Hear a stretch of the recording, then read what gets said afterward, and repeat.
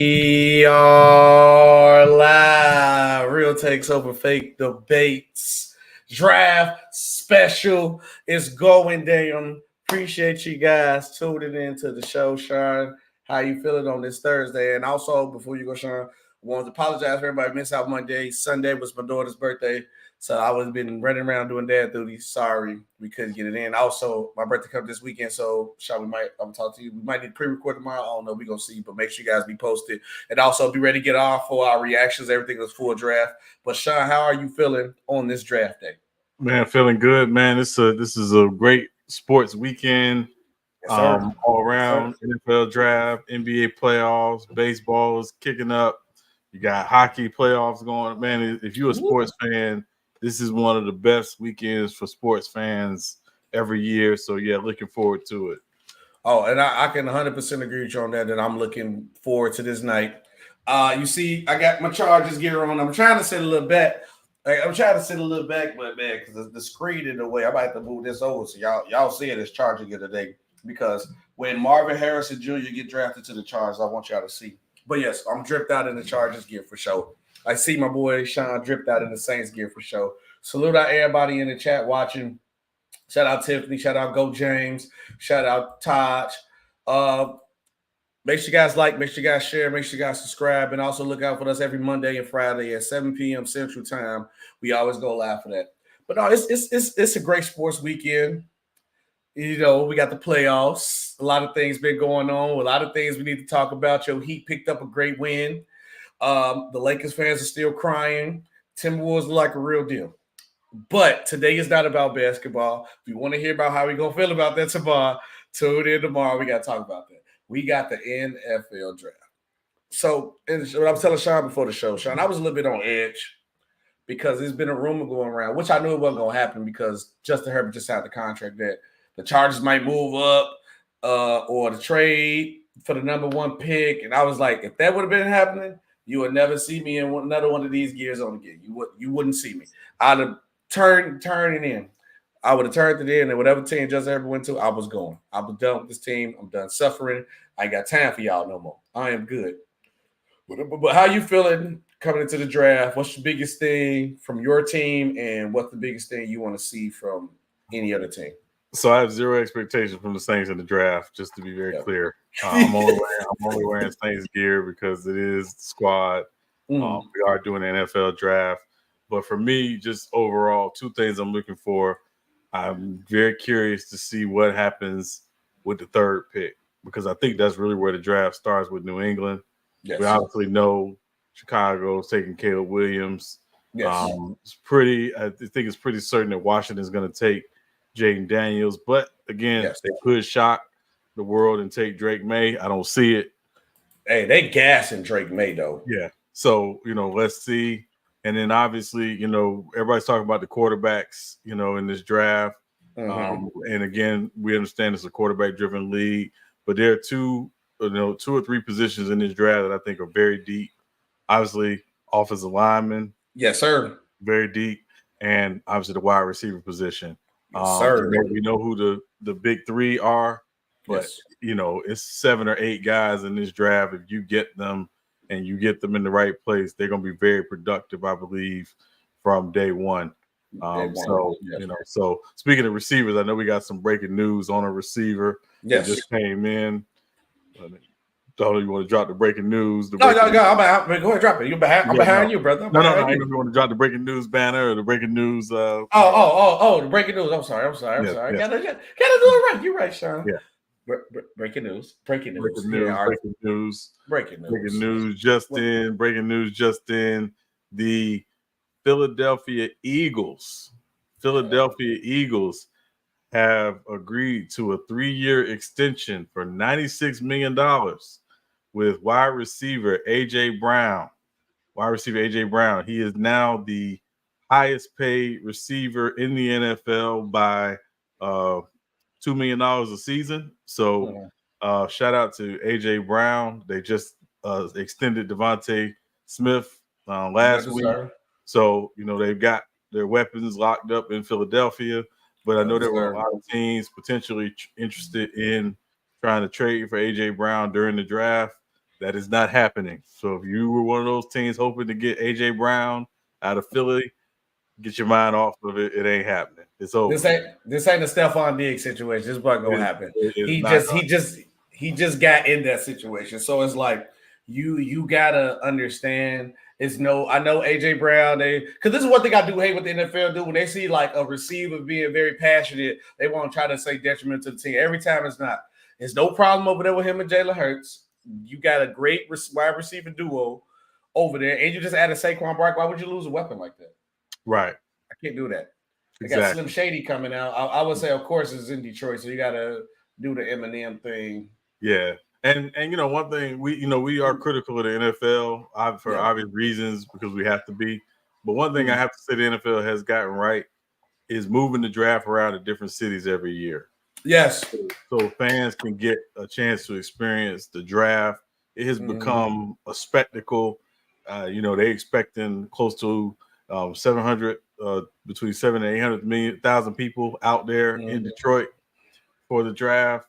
So yeah, it's definitely a lick. But shout out to Detroit putting on a great show for the draft.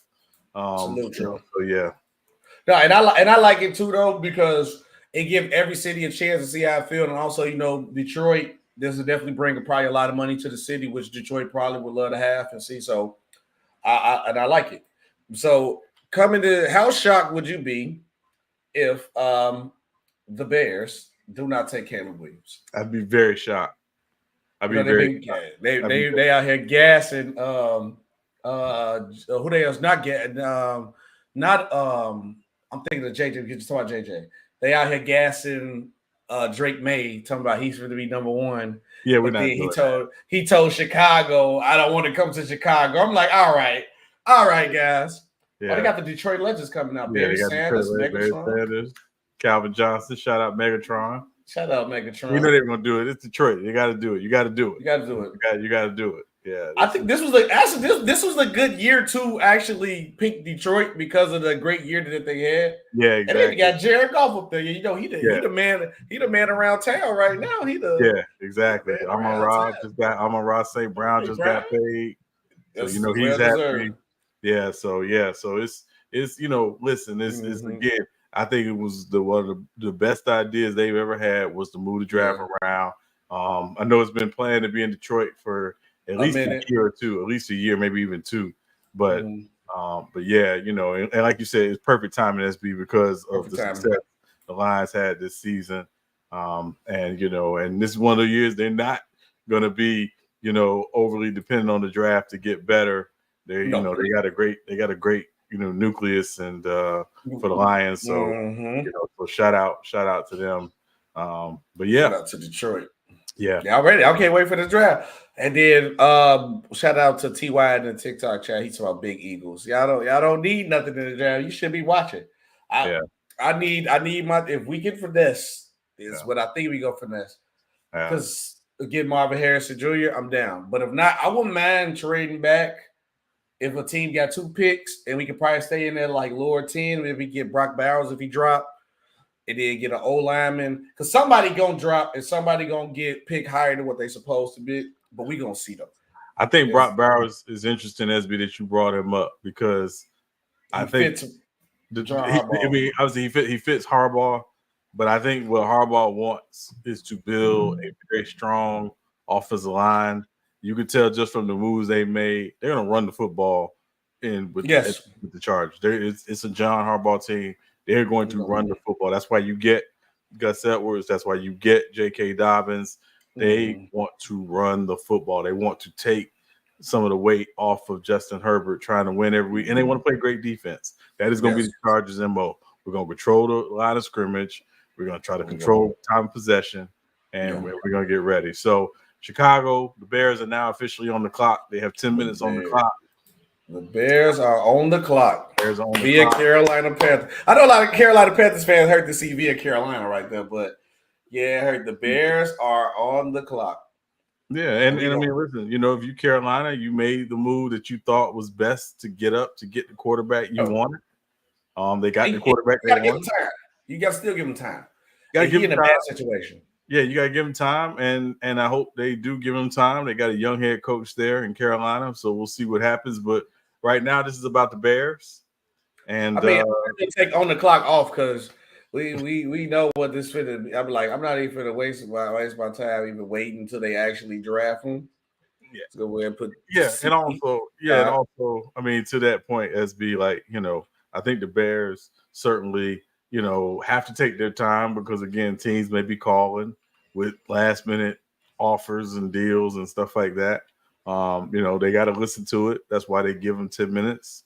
And if a team comes in and say, hey, we'll give you 4 first-round picks for that number 1 overall pick, I don't think the Bears do it. I don't think they do it either. But they got to listen, obviously, So you can't get rid of just a fan favorite, Justin Fields, even though Justin Fields failed in a bad situation. Yeah, but you can't get rid of a fan favorite because now there's going to be a lot of pressure on Caleb, which I think Caleb Williams is going to do great because he's in a great situation. But I think they need to fix their line for sure. Yeah. You got receiver options. A tight end wouldn't hurt, but yeah. So that's what's going to be interesting. What happens with the 9th pick for the Bears as well? Because again, I know a lot of people think they're going to take another receiver. And I don't think they need to. What they need another receiver for? Well, I mean, listen, again, I'm gonna say this early, because I think you could go back later in the draft and get a solid receiver. This draft is deep. You could now, and again, I don't think the Bears have a 2nd round pick because they traded their 2nd round pick to Washington to get Montez Sweat. Montez Sweat, yes. So unless they got a later 2nd round pick from another deal, one of those top receivers may not be available. But like you said, I don't think receivers necessarily a priority. I think the priority is obviously you draft Caleb Williams and then you make sure you put 5 in front of him that can protect him. Because that's really what it's going to be about. Can you protect him? Because you got DJ Moore, you got Mooney, and you got DJ Moore, Mooney, and you got Keenan Allen. That's I was like, you don't need to pick a receiver that high. You got somebody line. Oh, there you go, right there. You answer that phone call. We go ahead and put it on the screen. Put it on the screen early. Oh my God, the Bears take Caleb Williams. I can't believe. Remember Mooney's gone too. Remember Mooney's in Atlanta now. So, they did move Mooney. Yeah, he's gone. Yeah, he was a free agent. So they let him walk. So it's not official. Obviously, they haven't officially announced it yet, but the presumption is he's on the phone with the Bears. They're talking. They're turning the card in with his name on it. Welcome to Chicago, brother. Yeah. I think. But my thing is, what I'm more concerned about Caleb Williams is, with the Bears, I should more say, what is his offensive coordinator game plan? Because the pressure is on for a lot of people in Chicago now. It's to the point where now they're trying to build up this new stadium and everything. They're trying to get ready and all that because they have projected this team is going to start becoming a winner. What is your game plan to make Caleb Williams successful? Because if he do not turn up the way that these fans would like him, honestly, they might turn on him. I know Chicago is loyal to the bone, but they just lost the guy that they loved. So that's the only reason why I would be in the feeling of concern for Caleb Williams. But that's the only thing that I'm really concerned about. So I would say the offensive coordinator, because he's a new offensive coordinator, but same coach. Yes. So I would say if anything does not work this season in Chicago, the blame is all going to fall squarely on Eberflus. I think Bears fans are very smart. They've been been through a lot as Bears fans. I think they understand fully that this is a rookie you're bringing in. Yes. This is a guy. Got to give him time. You got to give him time. But the main thing is, and again, I always talk about this when you draft somebody, particularly a young quarterback. You have to make sure your organization has the infrastructure in place to develop them. This is not about just drafting the right guy. That's a small part of the battle. Yes, the big part of the battle is, did you put an infrastructure in place to develop them? Yes. Right. Some of that infrastructure generally includes making sure that you're keeping the same head coach, GM, all of that stuff as a part of that. If you don't do that, then again, it's always tenuous for that young quarterback. Yes. That is the nature of the beast. So the Bears can draft Caleb Williams. They could draft Drake May. They could draft Joe Montana Jr. If you don't have the infrastructure in place to develop them, it's over with. It's not going to work. So that's the big Patrick Mahomes didn't come Patrick Mahomes because he was great. He was iffy on the college. He went to the right situation with the right coach, and they kept him with the same head coach. Because even Tyreek Hill even admitted it that, like, hey, I thought he was trash when I first seen him. But guess what? They developed him, being a game plan that fit his scheme, and then it was all in from that. The pick is in, too, for Chicago. Yes. Yeah. Okay, let me get my shock face on because, it's already on the screen. Yeah. Oh, my God, Caleb, I can't believe it.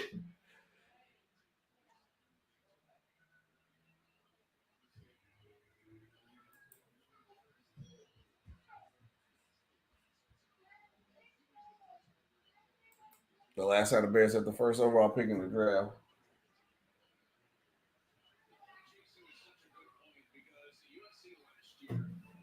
USC. Man. If I see how the WNBA draft was bust, we should have did the WNBA draft special. Even though it was mid show, we should have probably did that for that one too. Yeah. All the tickets sold out. Did you see Caitlin Clark first workout video? Every place got 1 million views. Of course. Yeah. Now they saying like a lot of the vets giving them love behind the scenes, but I'm like, nah, man, y'all was showing that love publicly. They finna change y'all checkbooks, bro. Y'all better embrace them. Hope they work out. Make sure they work out. You might need to leave Teresa Kayla open a little bit. They close to a double. Move out the way. Move out the way. It look better on paper. Yes. All right, here go the first to pick is in. First pick of the draft.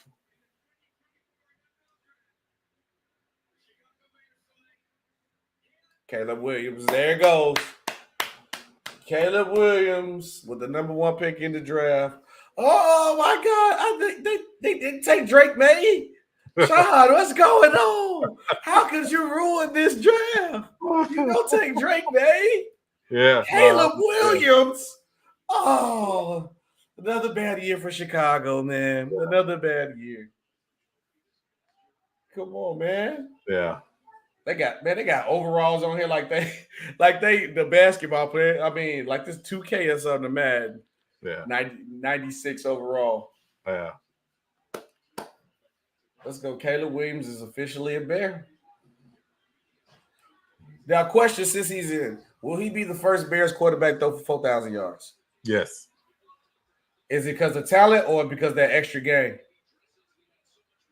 Talent, but also I think he'd be the first Bears quarterback to throw for 4,000 yards because when y'all move into when the Bears move into that new stadium that's covered, it has the retractable roof. Mm-hmm. The weather will not be a factor for some of those games, so he will throw for 4,000 yards. Yes, they're gonna lose. I feel like they're gonna lose the ambiance of what the Bears is.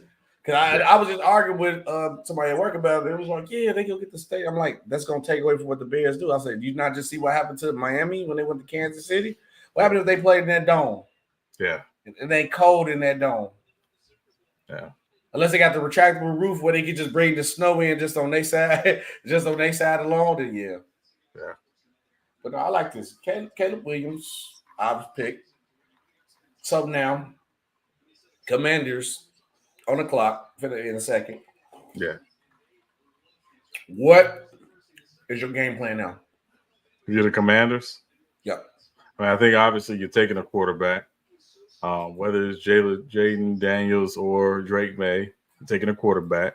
Mm-hmm. But for the Commanders, Commanders are in obviously a different situation than the Bears. Got a brand new head coach, brand new GM, brand new front office, brand new ownership. Their thing is to turn the page from that last regime as much as possible. And obviously it started when they brought in Dan Quinn. Yes. And they brought in the new GM from San Fran as well. So, that's really what factors in. And now for them, you draft a new quarterback.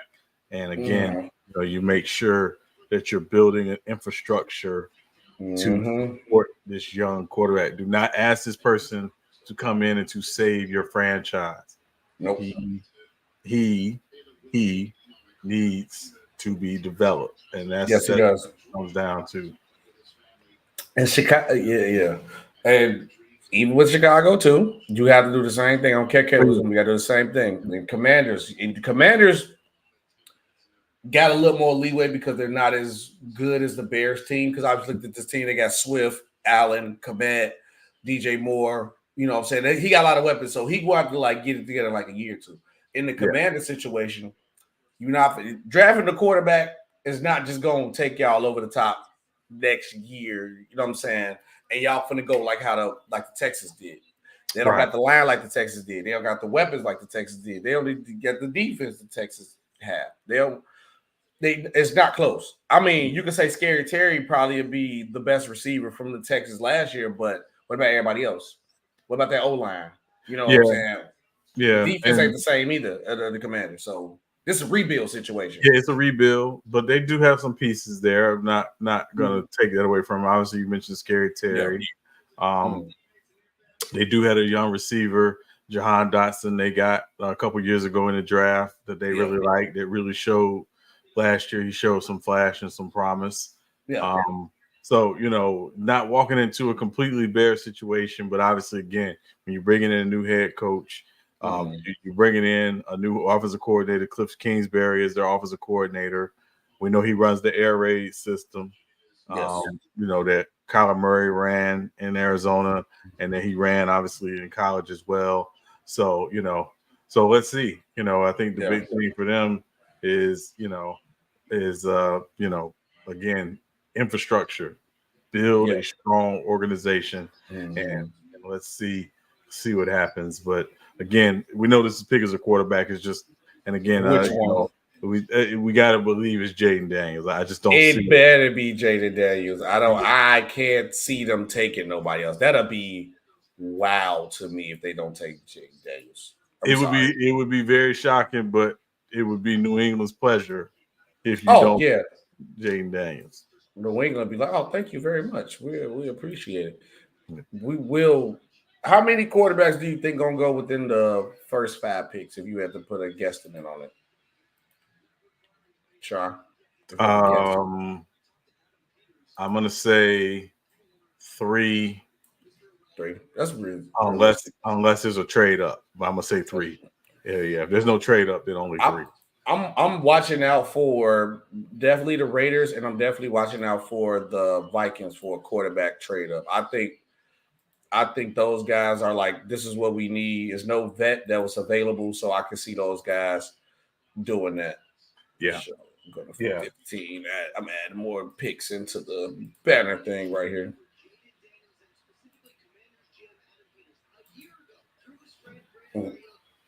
Oh, the pick is in for Commanders. Let's go. Yeah. Caleb Williams went off the board, number 1. Got Jahan Dotson from last year.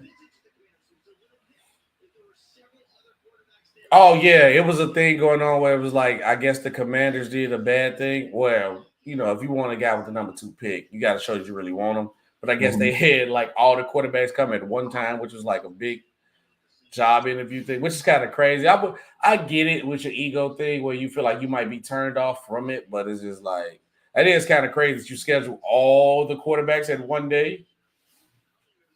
Yeah, I mean, that's a little. I mean, and I don't think it was just quarterback. I mean, they had the quarterbacks in, but they had the other prospects in as well. I mean, I understand. How would you feel? I mean, again, as a quarterback, with the way that they make the quarterback the face of the league, the face of the team, and the face of the league, you want to feel like, hey, what about me? It should be about me. But that said, that's their way of doing it. It is what it is. Jaden Daniels, there you go. Jaden Daniels. Yep. Jaden Daniels is a Commander. Yeah. There you go. We thought, hey, what draft might go?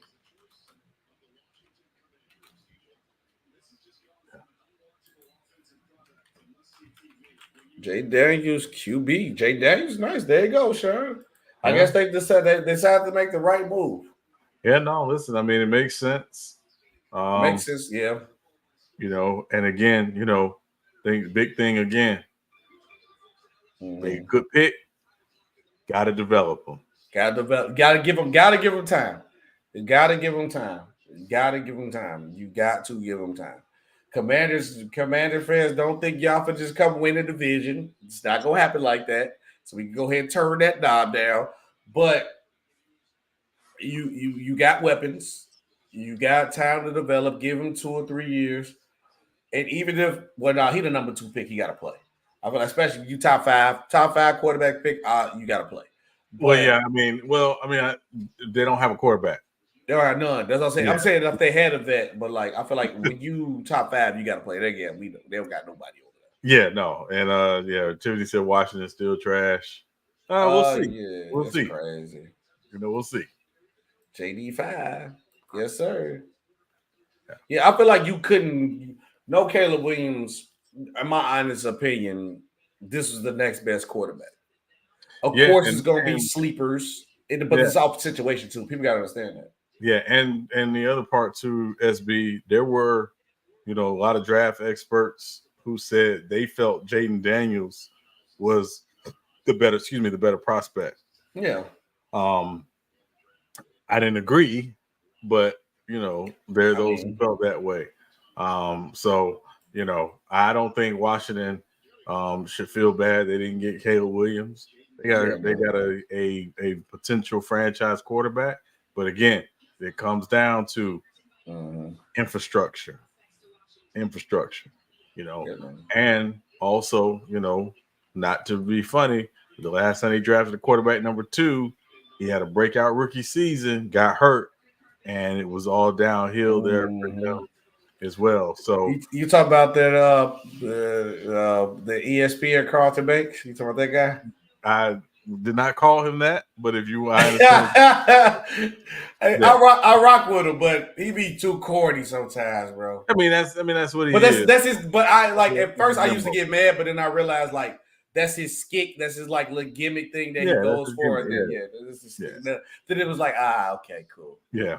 So I think again it'd be that's the big thing is infrastructure. You got a young player. You believe this guy can be your franchise quarterback for the next 10 to 15 years. You got to build it around him and around his skill set. Yeah, and because the Commanders could turn this around within the next 2. Of course, the Eagles, I think, have set themselves up for at least the next 4 to 5 years to still be a problem. Patriots pick is already in too. Jeez. The Patriots pick is already in. Already in. They already knew what they wanted. It's either I can guarantee you the Patriots pick is in that quick. It's got to be Jake May or JJ. Yeah. And I'm gonna be a betting man to say I don't know. It's one of them though for sure. I want to say JJ, but I think they've been gassing Drake May too. Yeah. The pick is in already, so they already know they're picking. Who you think, Drake May or JJ? I'm gonna say it's either Drake May or Marvin Harrison Jr. That'd be crazy if they take Marvin Harrison right here. It wouldn't shock me though. Also, they said they've been. Well, the guy here saying that they've been trying to get the pick. The Vikings tried to get the pick, but they said no. Yeah, no, yeah, the Vikings do want to trade up.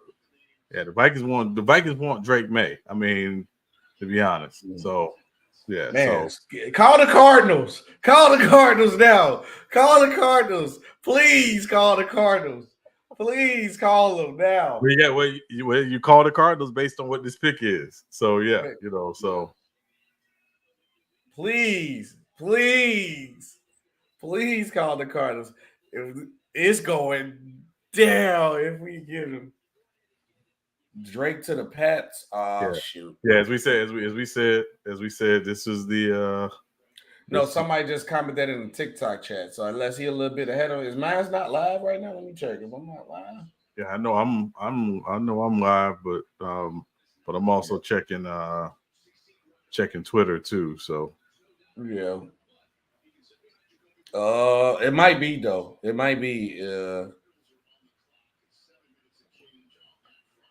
pick is in. They already knew what they wanted. Sure. The draft is going how a lot of people thought so far. Yeah. So far, first two picks pretty. Yeah, they're saying the Patriots are going to draft Drake May. They're drafting Drake May. The Patriots select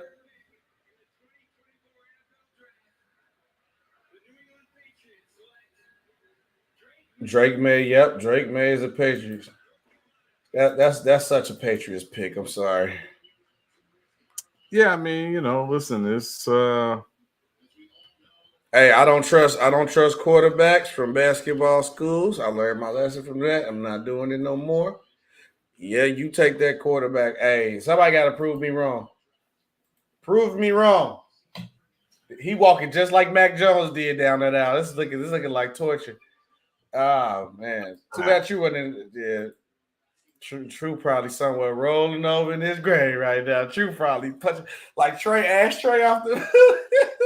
True probably pissed. No, I think Patriots fans understood what this pick was and what it. This pick is about your future. I don't think, honestly, my belief, SB, is I don't think he plays this season. I think Jacoby Brissett starts. Yeah.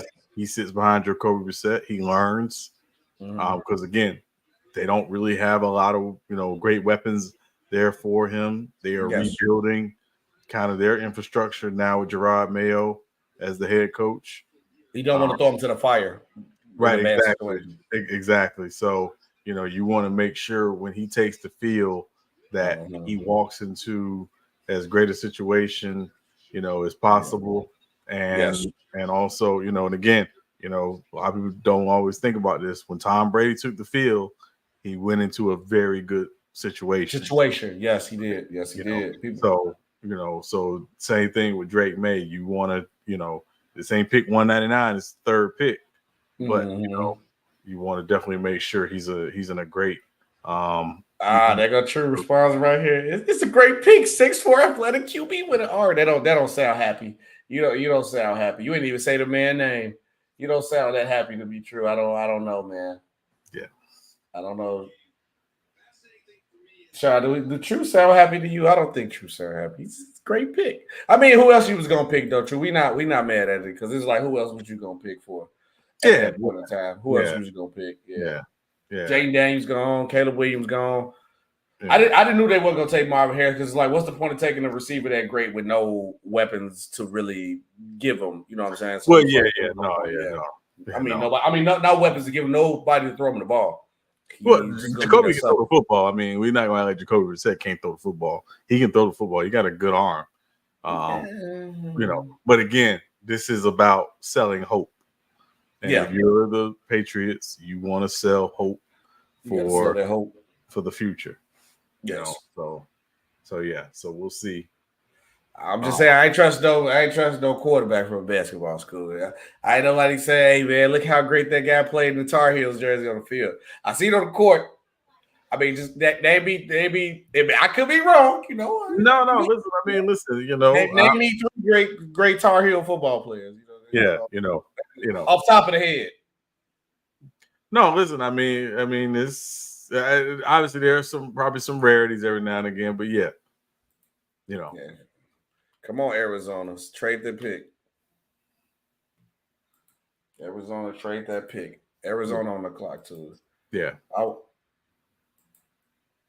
Alex Van Pelt is a QB guru. Okay, I mean, we gonna rock with you, True. We gonna see.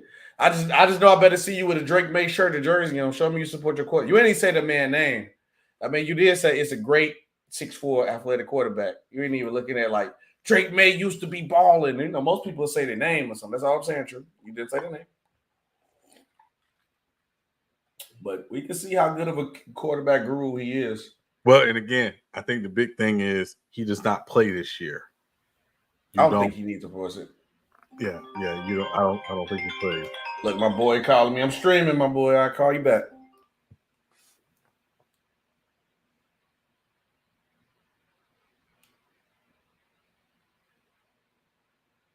Yeah. No, I mean, listen, he's got potential. He's got potential. Yeah, he got potential. No, he got potential. I get that. I mean, we seen, which is one of my worst takes. I can stand on it. Oh, the pick is here. Holy. No. The pick is here. The draft is it's a fix. The fix is here, Sean. The fix is here, Sean. Oh my God, bro. I'm finna go here and write it. The pick is here. We're cooked. We're cooked, man. We cooked, man. This is oops, wait. Wait, how do I undo full screen? What did I just do? Okay, there you go. Oh man, Sean, we cooked, brother. The Arizona Cardinals draft.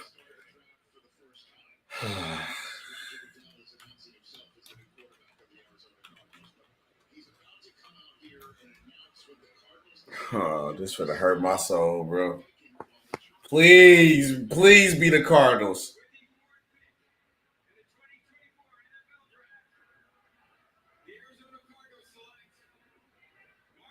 No. Come on. We was so close. We was one pick away. Yeah. Why you trying to Larry Fitzgerald, my boy? Come on, man. No. He could have went somewhere and won. No. They don't want us to have nothing, man. They don't want us they don't want us to have nothing, Sean. Oh my God, bro. Why they following the basic mock draft that everybody did? Be different. Trade your pick, man. Come on, man. He was this close to get Marvin. He says I see you in the chat. Real question is the Bears gonna get Malik? No, I don't think y'all get Malik. No, I think Rome Odunze, if they keep the pick at 9, I think Rome Odunze is probably the pick if he's there on the board. And Marvin Harrison Jr. don't even look happy, man. Sean, he don't look happy. Come on, man. He knew he wanted to be a Charger. His dad wear blue. He gotta wear the blue, man. It's crazy, man. This is diabolical, man. Oh, okay, yeah. Josh, what you were saying though? I'm sorry, man. You're fine, man. No, I understand your disappointment as a Chargers fan, Trade the pick. No. Well, I mean, listen, if the Chargers really wanted Marvin Harrison Jr., I think they would have traded up to 3 to get him. You had to jump ahead of the Cardinals. Yeah. So, but no, that said, Cardinals kind of overachieved last year. I think a lot of people thought they were going to be the worst team in the league, if not, right there. Mm-hmm. Obviously, they're picking 4th, so they weren't great. But when Kyler Murray came back, they played, pretty well. They beat the Cowboys with Josh Dobbs at quarterback. So they definitely were a competitive team. But now, again, their thing is they got to add talent, and since they traded since they let DeAndre Hopkins go, they really haven't had a number one guy. Obviously, we know Marvin Harrison Jr. is a number one guy. He's a number one guy. Yeah, I think Day one. You think or after gate number one guy with Kyler Murray? No. The moment they draft him, he's the number one guy. Yeah, the moment they draft him, he's the number one guy, and I think he's the best wide receiver prospect since Calvin Johnson. Yes, I think he's that good. Yes, honestly, I think he's better because his route running is for a guy his size. The way he gets in and out of routes, he runs routes like his dad. He's just a bigger version of his dad. So so I'm super super excited to see him at the next level. So I think Kyler Murray gonna like as much as Kyler. At least he's somewhere where he got a guy who's gonna give him the ball. Kyler Murray gonna find a way to get that man that ball. Oh no, he's gonna get the ball. No, he will get the ball. Yeah. You heard what? Did you see the video with Marvin Harrison Sr.? Said the only problem I have with my son game is he don't demand the football. Demand the ball. Yeah. He said he make me mad. He said I'd be like, bro, you give me, which is he's good enough to demand the ball. So, but that also is a good sign where he's not going to be a locker room problem. Where if they try to do it with most receivers, like so, he's just going to be like, yeah. Oh, we going through it, Sean. We down to the 4-minute mark, so we might have a trade going through. It's possible. I mean, again, I think there'll be some teams that will be, thirsty to jump up. It wouldn't shock me if they're talking to the Giants right now. The Chargers are talking to the Giants right now. Wouldn't shock me. Obviously, they're talking to Minnesota right now. You're on the phone, and what people gotta understand, this is part of the process. Is when you're even before you're on the clock, usually on the phone with these teams, and you're having some back and forth conversation. And, and again, you're saying, hey, if this happens, we will be open to this. But it's a lot of if, and maybe we would consider this and consider that. So that's what's going on in a lot of the war rooms right now, particularly for teams that are coming up, on the clock. MC Rob, we talked about right in the beginning of the show. Yeah, that was a great sign about the Eagles. That was a great sign about the Eagles. The Chargers on the clock. You say they talk to the Giants because the Giants right behind us, so you think they finna go back-to-back picks there? They're trying to get back. No. I'm saying the Giants may try to jump from 6 to 5 if they think someone's trying to jump up to 5. Okay. Yeah, so that's sometimes what will happen. And again, it doesn't mean it's guaranteed, but you see this is I don't say the games teams play, but this is the chess that teams play. Hey, there's a guy on the board. This team really wants this guy.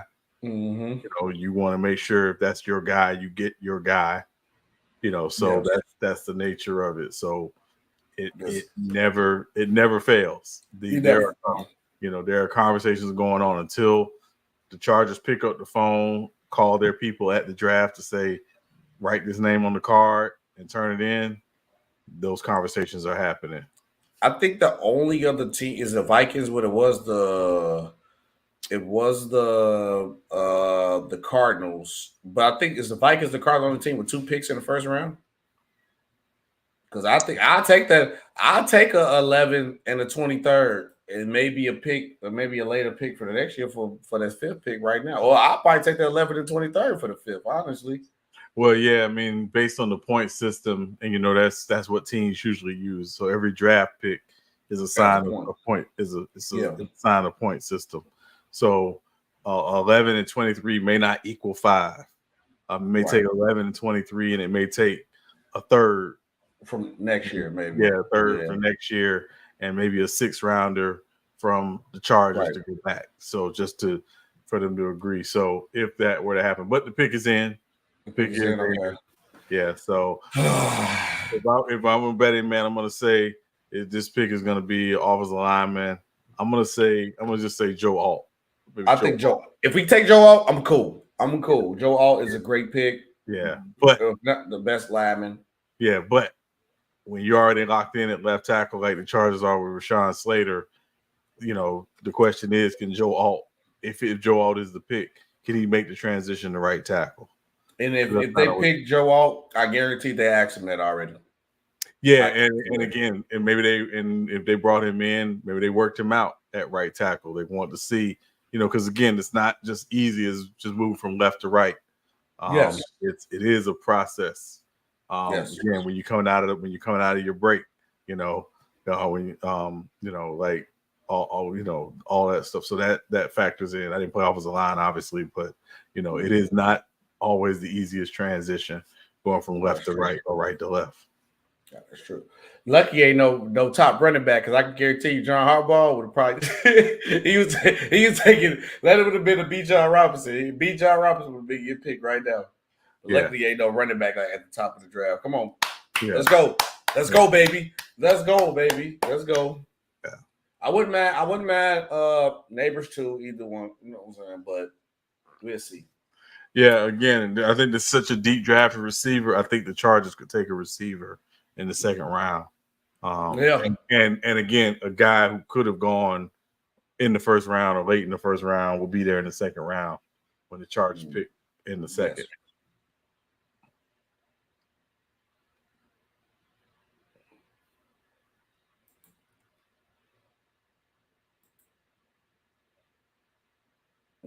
Okay, what they're talking about now? Okay, the pick is here. All right, John Harbaugh's walking to the podium. Let's see.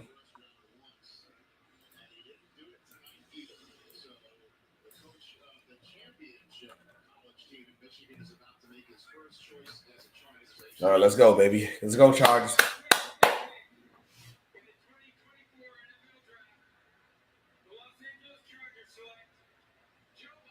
Joe Alt. Yep.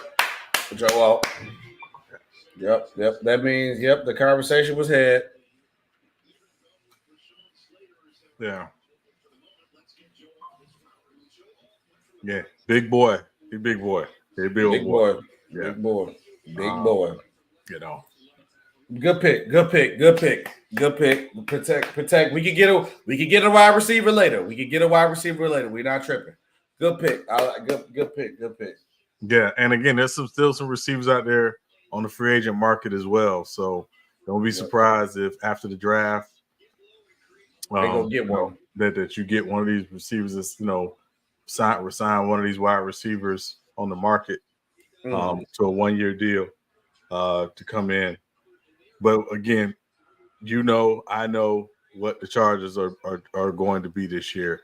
The Chargers are going to be a team that is going to run the football. They're going to smash. They're going to try to smash teams with the run game, and obviously, play great defense on the back end. And I also want people to understand that with the Chargers, because everybody used to Justin Herbert I feel like Justin Herbert's numbers going to be more efficient this year. It probably going to look as crazy as it did in the past couple of years. I don't expect him to be like over the top, but he's going to put up numbers. But I also like what John Harbaugh is doing. He's trying to make Justin Herbert's job easy because you got a quarterback who can make every throw. On the run, he'll dot it. Outside the lines, he could dot it. In between the numbers, he could dot it. Mid, short pass, he could do everything. But the problem that the Chargers always had was to make the name that's not going to be spoken on this channel anymore, who made his job very hard in what he is when you're going for 4th and 12 in your own 30 or playing hero ball too much like it's Madden. I like that, Tiffany, nobody trying to be these Ravens. Stop talking about we trying to be fake Ravens. Nobody trying to be y'all. You know what I'm saying? Stop choking. Best defense in the league. Yeah, what happened? Yeah, talk about that. But no, I think I like what Harbaugh's trying to do. You're gonna run the ball because you got to make a job. You got to make your quarterback's job easier, especially when you got a quarterback who can make every pass. So I'm cool with that. And the Giants, and again, in that division, we know who the kings of the division are. We don't have to go into that. But if you want, rather than trying to keep up with them, try to slow the game down against them. And I think that's going to be the game plan for the Chargers in that division. Is when you're playing against the Super Bowl champs, 2 times Super Bowl champs, slow the game down. See if you can make it a shorter game.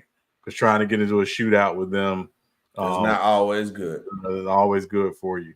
So, yeah. Taj in the chat, our local Giants fan. Taj, your team? Who you want the Giants to pick? I'm gonna say he wants them to pick Neighbors, but that's my guess. Neighbors. Yeah. And again, I like Neighbors, but I like Roma Duze more. No, either one is not a bad pick though, for sure. Either one is not. I think. Well, yeah, but for me, it's Neighbors did most of his damage from the slot. Can he slide outside? Can he be, an outside guy? It remains to be seen. But he did most of his damage from the X. The question: if you one of them receivers, do you want to go play for the Giants? That's the question. Well, I mean, again, I think they I mean,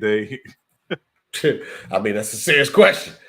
I mean, not to be funny. I mean, the Giants ain't paradise for wide receivers right now. Yeah, I mean, and also again, it comes down to, excuse me, it's obviously they have Daniel Jones under contract. He's coming back from injury. You brought in Drew Lock. So we'll see what happens. But yes, with them, but the Giants are rebuilding. They are talent deficient on the offensive side of the ball. So we'll see what happens. See what happens. Neighbors is a Giant. Okay, he said Neighbors. He want Neighbors. Rap guy asks who was the first 4 picks. Caleb Williams, Jaden Daniels, Drake May, Marvin Harrison Jr., and Joe Alt. The pick is in. The pick is in.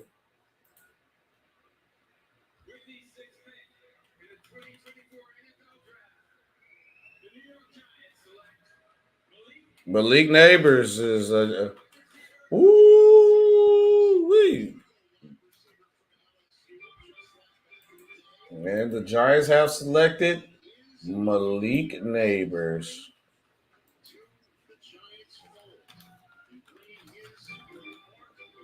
My phone going crazy with the ESPN's alert. I'm live, ESPN.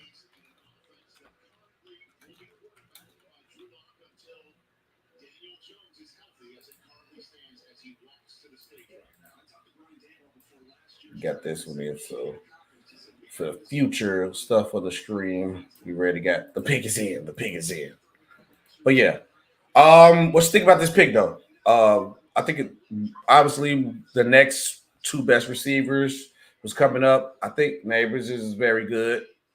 The question is, can you trust who's going to be throwing in the ball in the Giants more than anything? The talent is there, though, for sure. The talent is there. Yeah, he's definitely talented. I mean, and again, it went pretty well last time they took a receiver from LSU in the first round in New York. Yes. So, I don't think he's that, but, he's definitely a super talent.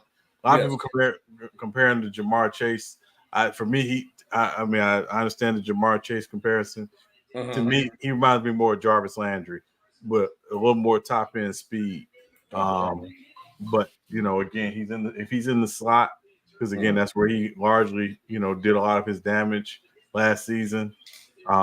He is going to be a really good one. Again, you got to use him to his strengths. If you throw him outside and ask him to be, a Z or excuse me, or I'm sorry. You ask him to be a Y or an X, then there's a different animal. So no, I think I say play him where he's best at. What the Giants got to lose for trying to make him play on the outside, unless he shows something different at that point in time, I'm cool with that.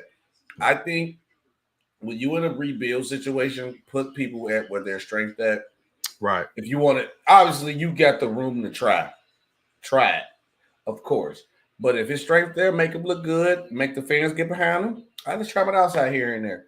But when it's money time, when the Giants might be in a close game against the Commanders or the Cowboys, it ain't gonna happen against the Eagles. But when they have a close game against the Eagles, or not the Eagles, when the Giants have a close game against the Cowboys or the Commanders, then put them where the money at. Yeah. It's not gonna happen against the Eagles. Yeah.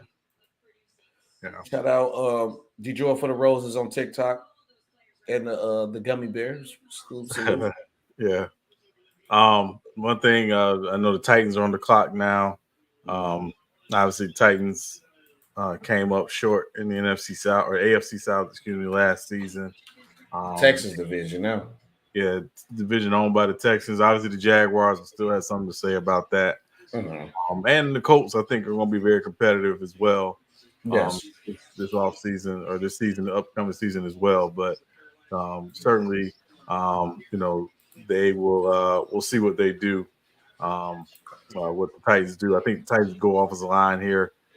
They got it. With DeAndre Hopkins, with Calvin Ridley now on the other side. They are pretty loaded at receiver. Still have first round pick from a couple years ago. Big boy they got from Mississippi. This was O-lineman? No. The receiver they got a couple years ago when they made the AJ Brown deal. Why is his name escaping me? He's kind of been a little bit of a disappointment. Treylon Burks. I'm sorry, they got from Arkansas. Treylon Burks. Yeah. You said Mississippi, you threw me off a little bit. I'm like, right, yeah. And it was one of them Delta states. Yeah. But no, but in all seriousness, no, they so I think now their big thing is they like, I guess they like what they saw from Will Levis last offseason. So I think he goes in and is, likely the presumptive starter, but we'll see, what happens. But they got I think they go offensive line here. They got to make sure they can protect him. Obviously, Derrick Henry's moved on as well. So, we'll see what happens. Yeah, the pick is in. So far, I see more people coming into the chat. Appreciate y'all coming in. Yo, salute flight. What y'all think about the draft so far? After the Titans pick, we're gonna do a recap again. And then, obviously at the end of the show, me and Sean might grade the picks. Might have a video for y'all too. We can talk about the recap of the draft. But so far, the draft has been going what we thought it was so far. For me, only thing, that hurts me. I thought, we could get Marvin Harrison Jr. I thought we was gonna go Neighbors. I can speak as a Charter fan, but knowing who our coach is, if that was a John Harbaugh type pick, Williams, Darren Hughes, Drake May, Harrison, Neighbors, Joe Alt. I don't think nothing really is shocking to me so far. What you think, John, for you? No, nothing's shocking so far. Again, I think if you're the Vikings and you got that 11th and 23rd pick. Right now, the teams getting ready to draft aren't necessarily quarterback needy teams. Obviously, I think the Titans, know who their quarterback is. We know the Falcons know who their quarterback is, and certainly the Jets know as well. At 10, so so I don't think there'll be a lot of teams. Now, again, do the Vikings, take JJ McCarthy at 11? That'll be interesting to see. And then which will be crazy. Yeah, I have my thoughts about that, but I'll keep it to myself right now. I mean, but to get him at 11, I think that's not a bad pick to get him at, maybe. Yeah, I'm sorry. First of all, I'm not drafting him over Michael Penix. I'm sorry. Yeah. Michael Penix is still available. Yeah. So would you go Penix? Would you go Penix then? If I were making the pick, it would be Penix easily for me. It'd be easy. Yeah. I mean, that's respectful though. He said no JJ. Thank goodness. I mean, yeah, y'all could have took Penix though too. Y'all could have took Penix at QB. Yes. But yeah, I think they want to wait till next year and go get Shador. Go get Shador and make Shador play for the Giants. I don't. I mean, if Dion has anything to say about it, Shador would not be playing for the Giants. Oh no. I know he said he wanted to go to Atlanta unless he cool with him backing up Kirk Cousins for a year or two. Well, I mean, again, and see, I don't think Atlanta necessarily just them signing Kirk Cousins. I don't think that takes them out of drafting a quarterback in this draft. I don't think they're not going to draft one at 8. No, not at 8. No, sure. But yeah, and obviously, we know, we know that, again, the teams coming up are not quarterback needy. So if you're Minnesota, you're glad you didn't have to trade up. Yeah, that's good. Yeah, necessarily. Jay is unproven, barely healthy. Oh, the commissioner's walking, barely sure you can throw the ball. That's true. That's why you got to get a run heavy team. The run heavy team. The pick is in. The Titans draft.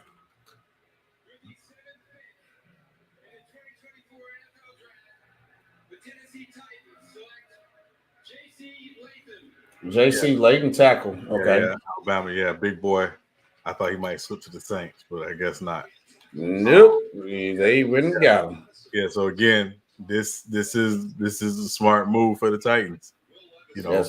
Get your trenches right. And this young man, I actually like him better than Alt, but I know why Alt went higher. But this guy, he's when you watch his film, yeah, he puts you on the ground. He gets you on the ground. He said he gets you on the ground. Big boy, get you right. Yeah, he gets you on the ground. I think that's a good thing. You got a young quarterback there in Tennessee. You got weapons. You got to protect them. I don't see no other place where they could have been. Like you said, they already stacked their receiver. It's not worth taking a receiver this high, but buffing up that line is the way to go. I like this pick for Tennessee too. Yeah, and if you just look at the division, you got to deal with Will Anderson from the Texans. You got to deal with Daniel Hunter from the Texans. You got to deal with the other Josh Allen in Jacksonville. You got to deal with Trayvon Walker in Jacksonville. You got to deal with Kwity Paye in Indianapolis as an edge rusher. So, I just think they understand, very much, Did you just see that? Yeah. He just picked the commissioner up, boy, like he was a child. He just cracked his back. Yeah, he just cracked his back. Yeah, he ain't got to go see the chiropractor. So you see, big boy, he's 6'6", 342. He big dude. Yeah, he played right or left too. He played right, but he can play left if you need him to. We might need it. How he just picked the commissioner. I'm regretting my pick. We might should have picked him in the Chargers to pick that man up like a child. Jesus. Yeah. Hey, so, Alabama, offensive lineman. Yeah. Bro, and again, he played right tackle in college. I think he can play. He can play left tackle at the NFL in the NFL. So yeah. No, that's crazy though. He just picked that man up like a child. Yeah. And my guess is that the Titans, I think they'll obviously play him at right tackle. They have Taylor Lewan, so. Oh yeah, no, he's a beast. I'm looking at it right here. Yeah. Yeah, no, Falcons are on the clock. Pick is in. I think we're going to see our first defensive player taken this next pick. SB. I guess it's going to be back-to-back Alabama picks. I can see that too. Ain't no point putting the Falcons didn't give me a chance to even say if the pick is in. The Falcons on the clock. I was gonna say Falcons on the clock. They ran that card to the table. They must knew who they was getting. They was like, yep, put it in now. Put it in now. Yeah. Now the question is, do Chicago go receiver or tight end right here? Do they go? No. I think you definitely go. If you got to choose between the two, you definitely go receiver. I think you set at tight end with Cole Kmet. I think Brock Bowers is going to be a great tight end. I just think you go young receiver, you go Roma Duze. And again, this is no slight to Keenan Allen, but we know Keenan Allen has been in the league for 10 years. Take somebody with a fan of this team. He gonna get hurt. He ain't gonna get hurt. I say it the way Sean don't want to say it. I say it. He gonna get hurt. It's just about him, being on the backside of his career at this point. And so you want a young, talented receiver to develop with Caleb Williams long term. So to me, again, obviously the Falcons probably go defense here with Dallas Turner. From Alabama.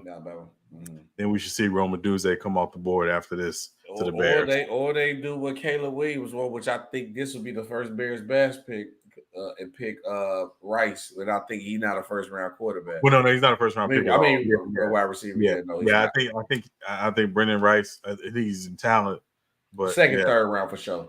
Yeah, so that's what I thought. Because the Bears don't got to pick it to the third, but I don't think he's gonna slip all the way that low, but he could. I think he will be there in the third because again, it's a lot of receivers that will still be on the board in the second round. So he's one of those guys I think could fall in the third round. And again, if you're the Bears and you want to help Caleb Williams, then Taj must be ahead of us. He might be ahead. I think he's ahead of us. He said, "You won't believe this." Holy, hold on. Put the value. Holy, if they pick JJ McCartney right now, I'm done. I'm done. I'll be done. You won't believe this. Oh my God. I'd be shocked. If they did that, I'd be shocked. I would be shocked too. No way. No, nah, Taj. Why you say that? You couldn't pick. The Falcons won't do that.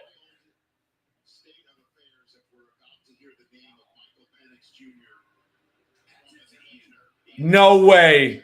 No way. They not finna do it. They finna pick Michael Penix. They finna pick Michael Penix right now, bro. Hey, listen. I'm not mad at them if they pick Penix.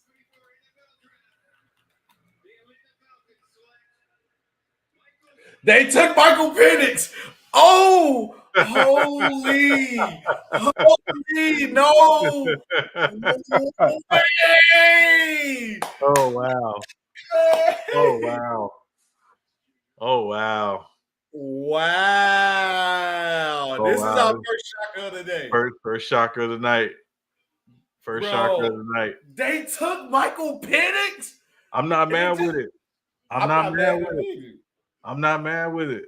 So so Sean, with this being said, this is telling me that you already gave Kirk Cousins the 4-1-1. You're gonna start this year. You're gonna get your money, but I need you to help develop him. Well, I mean, he's gonna start this year, and he's got $100 million guaranteed. So I think he's basically locked in for 2 years. You know, and again, it could be a situation where they say, "Listen, we think we know Kirk Cousins is the guy this year, but could Kirk Cousins be on the block next summer or next spring if they want to turn to Penix?" But I like this pick. He doesn't have to play the rookie. And I will say this, SB. If you watched him, and I don't say this as hyperbole, there's not a better pure thrower of the football in this draft than Michael Penix. Yeah, no, he can slang that. He can slang that thing. He can slang that thing. And I mean, like it's like a long handoff. It's like a long handoff. Like he is like that throwing the football. Yeah. So this is crazy. This is our first shock of the draft. The first shock of the draft because of the team, but it's not about the talent. It's because of the team. Because of the team, yeah. Yeah. Had they not signed Kirk Cousins, we wouldn't be shocked by this. Oh, we wouldn't be shocked at all. It makes sense. Yeah. But now they give him time to develop and sit behind Kirk Cousins and learn the offense. And if anything was to happen to Kirk Cousins. But also, people not even thinking about this, though. Kirk Cousins is coming off an injury. And we don't know if he is going to even look the same or play the same or be able to play. Because we was even already talking about this, like we never seen nobody get a contract like that off the injury that he got. So I'm thinking about the injury point. I'm not shocked no more. I'm not shocked because nobody not talking about that. I gotta say this. A lot of people don't know.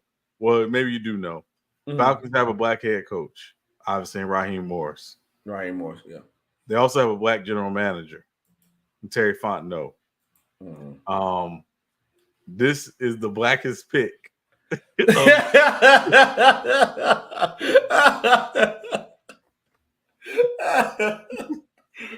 yo, I'm weak. Yeah. So yeah. Okay, we on the Bears. The pick is in. I'm thinking we going receiver here because Roma Duzé. I think he got to be the pick here. It got to be the pick. It got to be the pick. Because at the end of the day, your third option is gone. Unless you take the tight end, well, unless they plan on running 2 tight end set with Browers and Cole Kmet, which is a possibility. But I'm thinking I'm gonna type it in. I could be wrong, but I'm gonna type his name in. I already have it ready. I think Duzé getting picked. Yeah, I think Roma Duzé is the pick. Yeah, I think he's the pick here. Yeah. It makes sense though, and I think this will solidify a great draft. And also, Caleb Williams. It was noted that Caleb Williams asked if the Bears pick me, can you take a wide receiver at this pick? And getting Roma Duzé at 9 I think is great because a lot of people had him higher. So, yeah, I mean, again, it comes down to team need, but also just again, at the end of the day, wide receiver is a need for the Bears long term. I think DJ Moore is set for the long term, but again, Keenan Allen is not a long-term solution for the Bears. And again, you got a young quarterback, put him with a young receiver, let that tandem, grow together, and we see great things can happen potentially. So, Roma Duzé, yes, sir. Roman Duze is on his way. Roman Duze. Yeah. That's a great pick. That's a great pick. Yeah. And now the Bears did two things. You solidify your wide receiving core with a three great receivers, one for the future. You got vets he can learn in front of. You also make your first pick quarterback happy because he asked for a receiver, which is rumored, which seemed like Caleb Williams would probably do that. They make their new quarterback happy. So the Bears are looking good on the offensive side of the ball. Like now, you got Swift, you got Roma Duzgay, Caleb Williams, DJ Moore, Alec Cole Kmet. The offense solidified. So now, if it ain't tackle, the Bears better draft all defense for the rest of the draft. Yeah, I think if you're not drafting offensive line, I think you are probably spending a lot of your picks on defense. Even though, again, wouldn't shock me if they also go late in the draft, pick up another running back, as well. So, it's but again, I think that's more of a day 3 possibility for them. That wouldn't be bad. Yeah. Now only shocker that we got right now. I would say I could be shocked to say Roman Duzier dropped this low because I thought maybe the Chargers would probably, you know what I'm saying, or the other one of the top teams wanted to receive it. But besides the Michael Penix one, everything else is right on the money for me, Sean. Yeah. Yeah, Penix definitely of the top 9 so far is the shocker. The shocker, yeah. That was crazy. Yes. I knew what it was when Todd said in the chat, "You won't believe this." I was like, "Holy, what's going to happen?" Yeah. So the Jets have traded with the Vikings, so they have basically swapped. Looks like they swapped picks. Okay. Breaking news. Yeah. Oh, you know what's going to happen then? JJ McCartney is going to get picked right now. Yeah, you got to think it's JJ McCartney in here. So we just have breaking news. We just have a trade live on the draft, NFL Draft Special. The New York Jets have just traded their pick to the Minnesota Vikings. Wait, I wonder did they go from? Probably just because the Vikings were picking 11, the Jets were picking 10, so they probably just swapped picks, and Vikings probably sent them a late round pick as well to swap picks. Okay, cool. So, I believe that. Yep, they traded back one pick, so they probably threw something. Let's see what they said they traded. Yeah, but Minnesota is on the clock now. Yeah, Vikings on the clock. You got to think it's probably JJ McCarthy here. I think it's JJ McCarthy. I thought they probably would have traded to get Michael. They probably tried to get Michael Penix. They tried to Atlanta probably threw a monkey wrench at what they was wanting to do. Well, I'll say this too. I know we're saying JJ McCarthy. Don't sleep on Dallas Turner here as well from Alabama. Because again, I think a lot of people had him as a top 10 pick. I think he could Dallas Turner could potentially be the pick here as well. So the Vikings trade the 10th pick and the 6th pick for the 11th and the 4th and the 5th rounder. Yeah. All this year. Yeah. That's a lot to move up a little bit.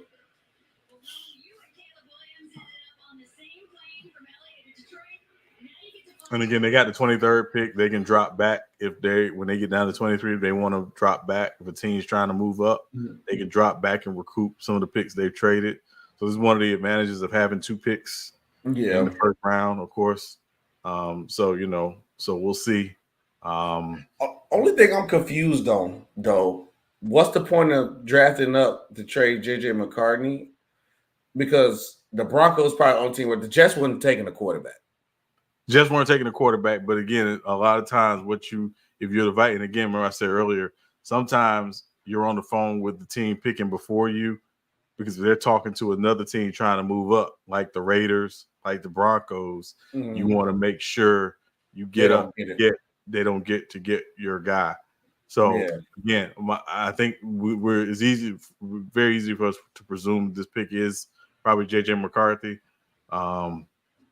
It got to be JJ McCarthy. Yeah. You have to think it got to be JJ McCarthy, just because Denver and obviously the Raiders were both wanting quarterbacks. I mean, your Saints too. You probably would be happy to have a new quarterback, but I mean, I'd be happier for a new head coach. That too. But we can't draft one, unfortunately. No, you can't draft a new coach. Yeah. Sorry. So no. So. But yeah, this looking like this might be the JJ McCartney. This looking like the JJ McCartney one. Yeah. In my opinion, Daniels and Penix are both busts. We gotta wait and see though. I don't know yet. I mean, what Shout King, what make you say that? I want you to explain that to him. What make you say that? We got time to see, but I think Penix is going to a great situation though. He got time to develop. Yeah, Penix going to a great situation. I think it's but also can we get him? Can they play an NFL snap before we call them bust? Bust. I mean, yeah. I mean, it's a little harsh on draft night to call them bust. They ain't even get the playbook yet. They ain't even signed a contract. They just got drafted. They ain't even with the Chili's to celebrate yet. Like, right? They ain't, you know what I'm saying? Go to Buffalo Wild Wings, get a couple of wings and stuff, man. You didn't give him a chance. He said, give him a chance. They go to the Sizzler and get they trade celebration on. Get that 2 for 20. You know what I'm saying? Yeah, man. The pick is in though. The pick is in. So the commercial break. Yeah. Commercial break. We just want to say, man, for those of y'all joining us in the chat, man, thank y'all for joining us. First time on Real Takes Over Fake Debates, doing a live draft reaction watch party. So thank you for y'all joining us. We're about a third through the draft. Yes, sir. So yeah, getting through it. Gonna be on till last pick of the first round and see what happens. Yeah. We will be live tomorrow too. For the regular show, we got to get a little basketball in too, and we're gonna recap the draft. I know one thing we're gonna have to talk about. We got to talk about this Michael Penix to Atlanta. What does it mean? I feel to break it down more in depth. In the moment, we shot. We try to see what's going on. After it, you go through the motions and you really see what's going on. I think we can really talk about it. But long term wise, I think it's a great move. To get Michael Penix at that where they got him at is good too. So yeah, and I know people are gonna say he's a little bit older, which obviously we know he's a little bit older. But to move up one pick, they must have really thought they were gonna lose whoever they pick at 10. They must have really thought they were gonna lose them. That's what I was saying. Yeah, to give them your 4th or your 5th, 6 to move back 1. I mean, to move up 1 is, I don't know. Again, I mean, listen, if they get the guy they want, ultimately is worth it, Because I was to say, you might as well would have just called maybe the Titans or something to see because you could get Michael Penix, but maybe Michael Penix wasn't the guy they wanted. They wanted JJ. I think JJ to the Vikings has been like the thing that's been going on. The pick is in. Let's go.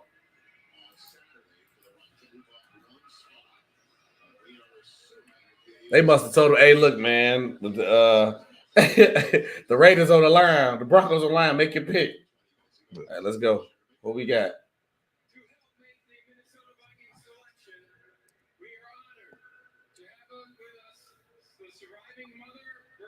Come on, Commissioner, get through it, man.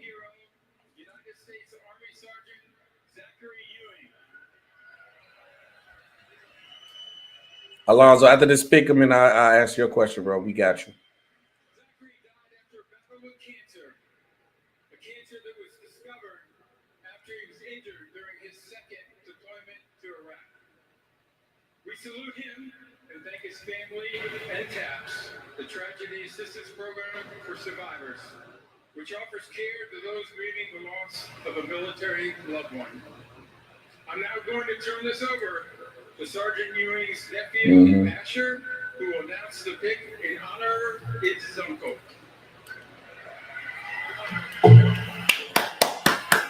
Respect to that.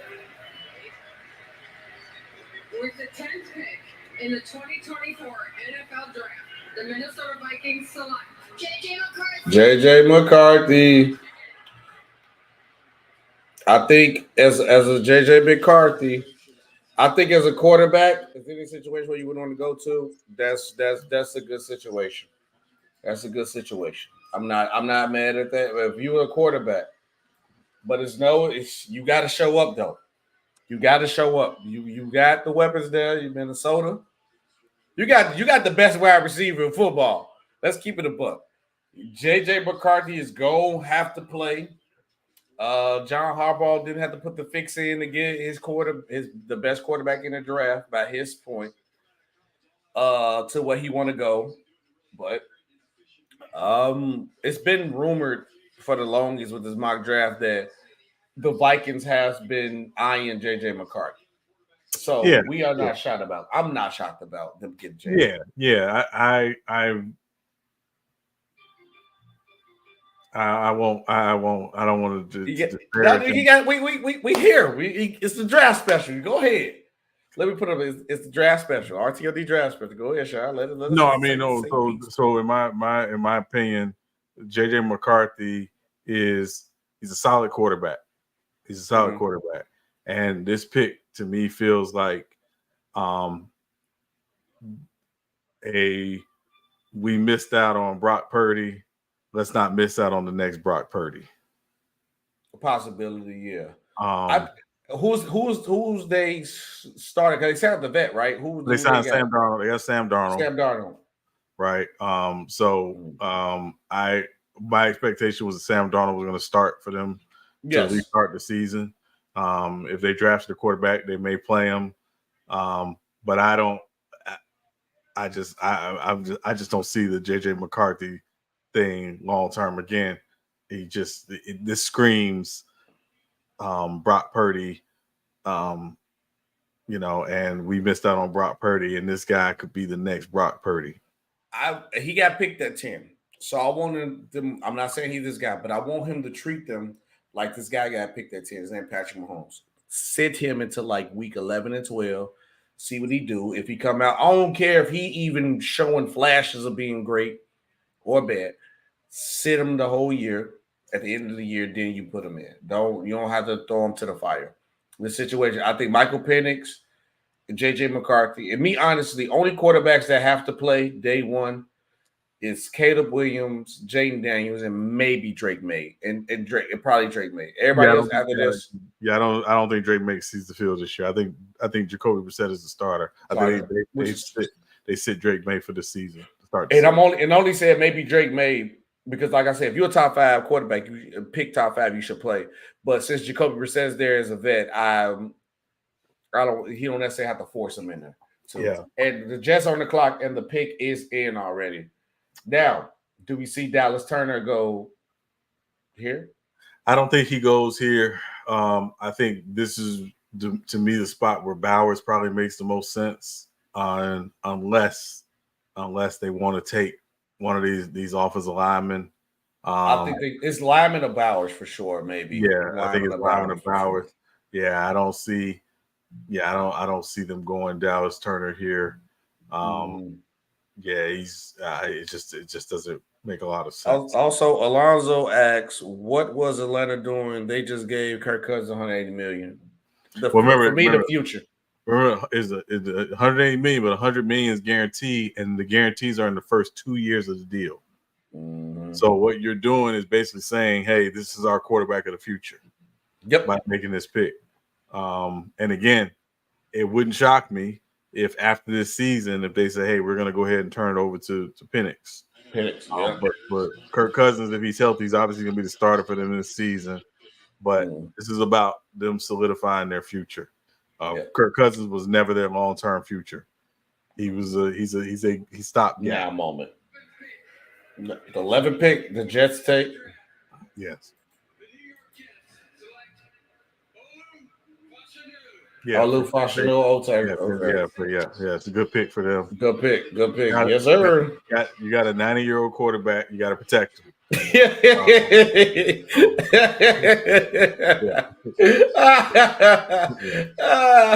Hey, yo. Yeah. No. In all seriousness, no. I mean, listen. They had a lot of offensive line issues. Really, the last couple of years, this makes sense. Mekhi Becton obviously hasn't been healthy and hasn't been what they were expecting when they drafted him. top 10 a couple years ago. Mm-hmm. So this definitely makes sense for them. And again, you got to keep, if Aaron Rodgers wants to play, another, 4 years as he's talked about, you got to protect him as he gets older. So this pick makes sense. This guy got to come. He got to come in and be ready to play from day one. He's coming from Penn State, where they ran the football a lot. They weren't a heavy throw team. So again, it's going to be, interesting to see how well he does in pass pro. But again, one of the best tackles in the draft. And again, another good tackle pick. This is and for all people say about the quarterbacks and all this other stuff, and we understand that the teams that win in the trenches. You win on the offensive line and in the defensive line, and you see 3 offensive tackles going in the top 11. What does that tell you? The teams win on the offensive line. 100%. And then Alonzo said, "Okay, guys, thanks for the information. No problem, Alonzo. Make sure you make sure you come on YouTube and subscribe too." Yeah, appreciate you. So first thing first, and I'm gonna write it in because this is such a Broncos thing to do. I can 100% guarantee you, this is Bo Nix right here. Bo Nix to the Broncos. If they do that, I guarantee you, this is Bo Nix right here. Well, here's the thing. So they made a trade the other day to get Zach Wilson from the Jets. Right. I don't think Zach Wilson is their answer. No. And they still have Jarrett Stidham. Yes, they do. Who I think will be their starter. I can't see them taking Bo Nix this high. That'd be crazy. I can't see them taking Bo Nix this high. To me, this is where, again, somebody like Bowers could make sense. Again, Dallas Turner could make sense, as well. They really haven't necessarily replaced Bradley Chubb since they traded him to the Dolphins. So, I think Dallas Turner could make sense here. Jared Burks from Florida State could make sense here as well. So, so we'll see. I think it's going to be. But it'd be such the Broncos thing, dude. I could be saying that with a little hate in me, but I mean, he's an AFC guy, but it'll be such a Broncos thing to do. I could be just saying it because who I rock with, but I'm just going off of what I see this team twice a year, every year, man. I know what type of franchise is over there, man. Yeah. No, listen. It's if I were picking between the situations in Denver and in Vegas, I would take Vegas' situation all day right now. Oh yeah. Even with a rookie head coach. Well, not necessarily. He was the interim part of the year last year, but technically a rookie head coach in Antonio Pierce.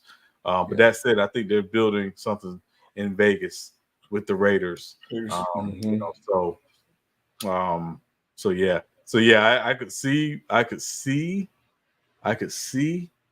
what your point about Bo Nix, but that'd be wild. They can't.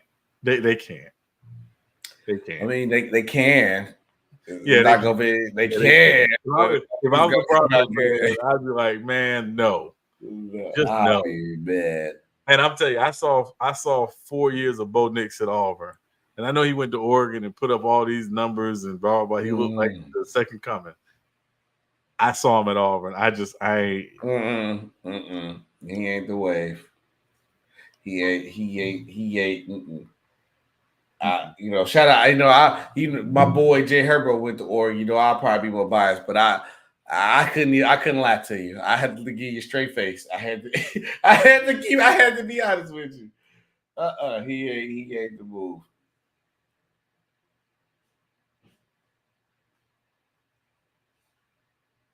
Release Russell Wilson this offseason. Okay. 50% of yeah, I could see defense. No defensive player been picked yet, have they? No defensive player's been picked yet. Yeah, it's been a while since a defensive had a draft where no defensive player has gone. So yeah, this is very crazy. Very, very interesting. Very interesting. Zach Wilson is a different idea. I already know. Yeah, nobody cares. Yeah, nobody cares. Nobody cares. Only thing that Zach Wilson going to Denver is doing is that one of the worst takes that I have had. I said Zach Wilson was the best quarterback in that draft. I thought he was going to be the next something, and I was wrong. And that now I stand on my theory. To look, if it ain't no football school, I don't trust you. And to be real, I mean, of the quarterback, because I don't like when people say Trey Lance was a bust. We don't know what Trey Lance was. He only played 4 games. We don't know yet. We don't know what he was. You know, so that's a little bit of a misnomer calling him a bust. With Mac Jones, obviously the situation in New England wasn't great. So I wouldn't even call him a bust because he looked great his rookie year when he had infrastructure and Josh McDaniels and stuff like that. So I don't even call him a bust. I think the situation the last 2 years in New England was an absolute disaster. Yes. With Zach Wilson, though, I don't like using the bust term, but if someone says, "Oh yeah, he's a bust," it's tough. You got to be terrible. Yeah. Uh-oh. Ty said, "Oh my God." Oh my gosh. I told you. I knew it. I knew they was gonna do it. Let's see. Hold on. Wait a minute. He said, "Oh my God." 12th pick.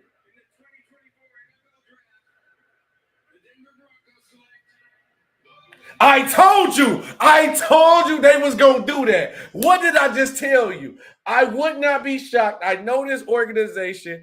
I know what they do. I called it out. I'm going to make sure I clip that. I'm going to clip that. I told you, Sean. I told you they was going to take Bo Nix. I knew it. Such a Bronco thing to do. Let's go, baby. Let's go. Wait, you traded Russell Wilson to draft Bo Nix?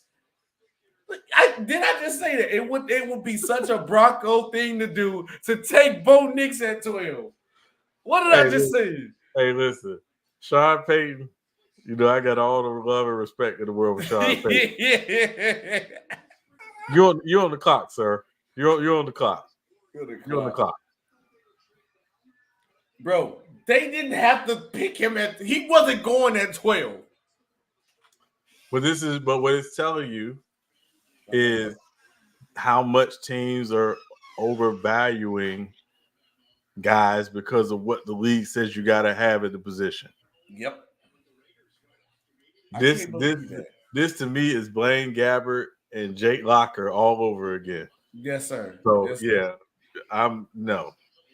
What did I tell you? I said it would be such a Cowboy thing. I mean, not Cowboys. It would be such a Bronco thing to do to draft Bo Nix right now. Yeah. They pretty much one and the same. The Cowboys and the Broncos. Broncos. It is. But I called it. Y'all watching on multiple streams. I literally said it before it happened. I'm clipping that. That's crazy. Look, they don't even want to celebrate. They're Broncos fans. Yeah. They don't even want to celebrate, bro. They could have got Bo Nix later, bro. I mean, it ain't even that. It's Bo Nix. Like, come on, man. Bro, I'm not going to – hey, look, Kurt Warner, a legend, but saying that he could be the possible next Drew Brees is crazy. Yeah, it's insane. That's insane. I mean, but he might know – hey, if Bo Nix come out be the next Drew Brees, I'll be like, oh, my God. That's insane. Yeah, that's crazy.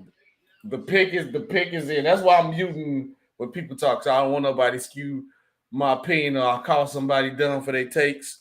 So I'm not going to – I rock with Kurt Warner. I got love for Kurt. Yeah, I got much respect for Kurt Warner, but no. Saying he might be the next Drew Brees is crazy. Yeah. But but you can't say how he said. I told you. I watched them too much, bro. I pay attention to them too much, man.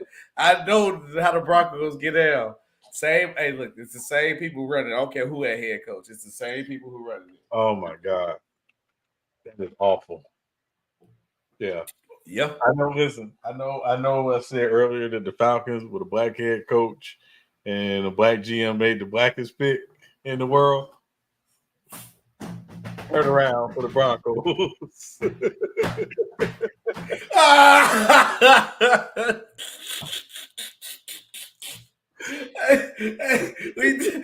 Shut the show down. It's over. It's over. Show's done. Hey, the pick is in. The Raiders pick is in. Hey, yo. Agreed, though. Agreed, though. Oh, my God. Brock Bowers. Yeah, that's a good. Yeah, listen, no, it's a good pick. Good pick for Brock them. Bowers dropped. That's a great pick, though, for them, though. A great pick for them. They again with with Devontae Adams there, and obviously Jacoby Myers. He's going to a good situation. And again, they haven't really replaced. They didn't really replace Waller. Darren Waller, who they lost, who they traded last year. Mhm. So this is a very good pick, and we've seen what a lot of these young tight ends have come in and done. SB, when you look at Sam Laporta, last year with the Lions, for example. So this is a very good pick. He could have one of those real impact rookie seasons at the tight end. I'm not liking this pick. I'm not liking this pick at all because we got to see him twice a year. I wouldn't mind us taking him where we had a pick at. I wouldn't mind us taking him. Yeah, no, I think he's gonna be impact day one. Day one impact. I think he's a day one impact guy. A day one impact guy. And he's the prototype. I mean, if we're being honest, so he can block, he can catch. Yeah, route running is great. He can do everything you want to do as tight end. Raiders at some point got to get him a quarterback at that point, but Raiders is a good situation to go to if you're a quarterback. That's all I'm saying. If you're a quarterback, I wouldn't mind going to the Raiders. Yeah, this is Sean's team. Sean, your Saints are on the clock with everything that's going on. A lot of players that you've been talking about. Where you want them to go? For me, defensive line or offensive line. Okay. Preferably defensive line, defensive end. I know the Saints signed Chase Young to a 1-year deal. Don't think he's a long-term answer. Cam Jordan's not getting any younger. Carl Granderson, he's under contract. Carl Granderson's really good, been really good for the last couple of years.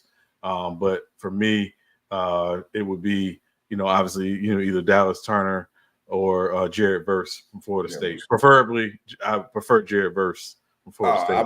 We Florida State. We know why. We know why. You know what it is. The fix is there. The fix is there. We know why. You know why you picking them. Bring that nose to the nose. Bring the nose to the nose. So yeah. But no, it's I think to me, offensive line or defensive line. You got to get younger on the defensive line. Did that last year. Getting a young man from Clemson, Brian Bresee from Clemson. So this year to me makes sense to take. I got scared for a second. Your phone was ringing. I'm like, the clock's still running. Somebody calling you? Like the text coming through. Yeah, you know how it is. Just text coming through. Yeah, but I'm saying they avoided the rant from Sean because the Broncos took Bo Nix. Bo Nix possibly could have been picked on the Saints, man. You probably been through if that would have happened. Yeah, and I tell you too. One thing will be interesting. Seattle coming up with the 16th pick. One of their weak spots last year was they did not have a great edge rush.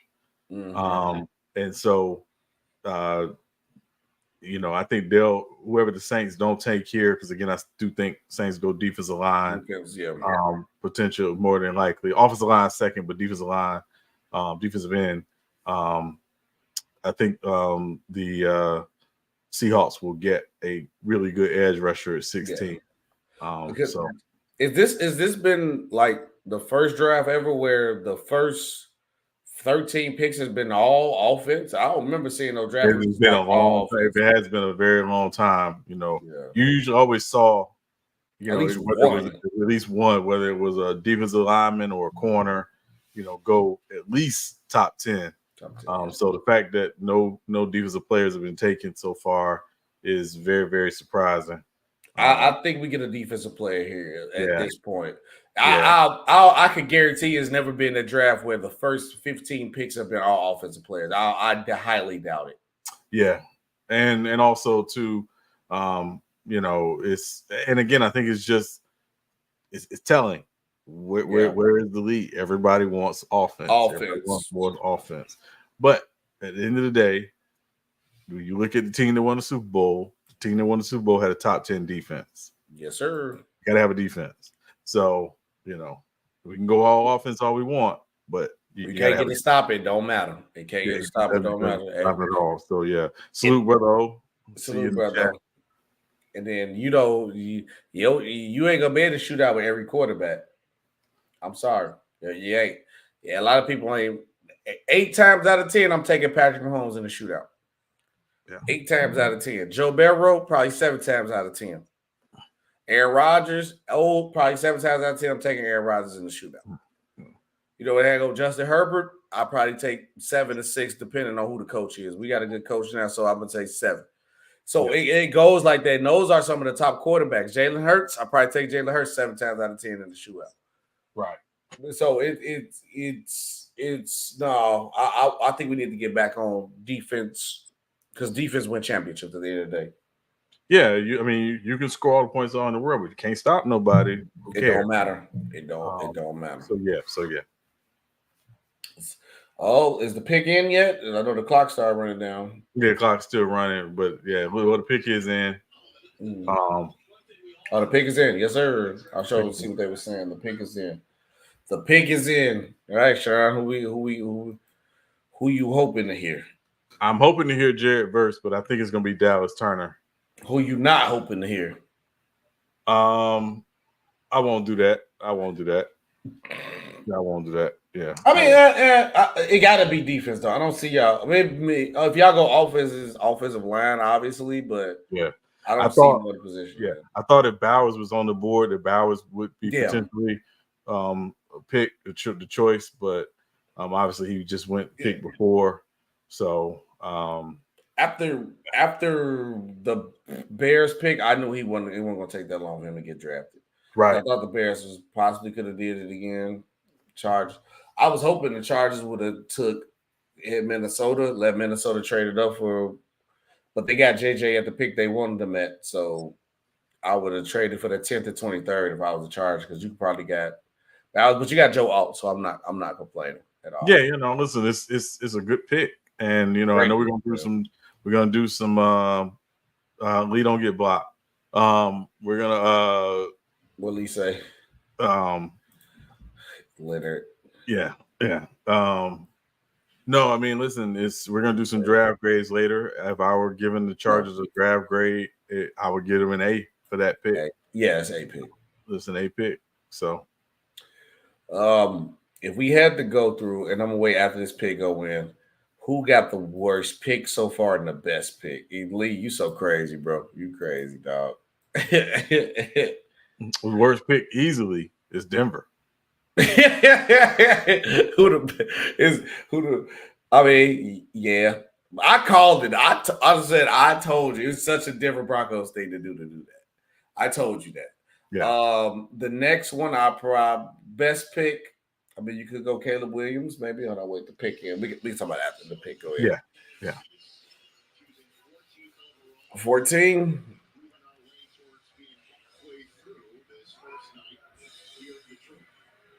All right, who we got?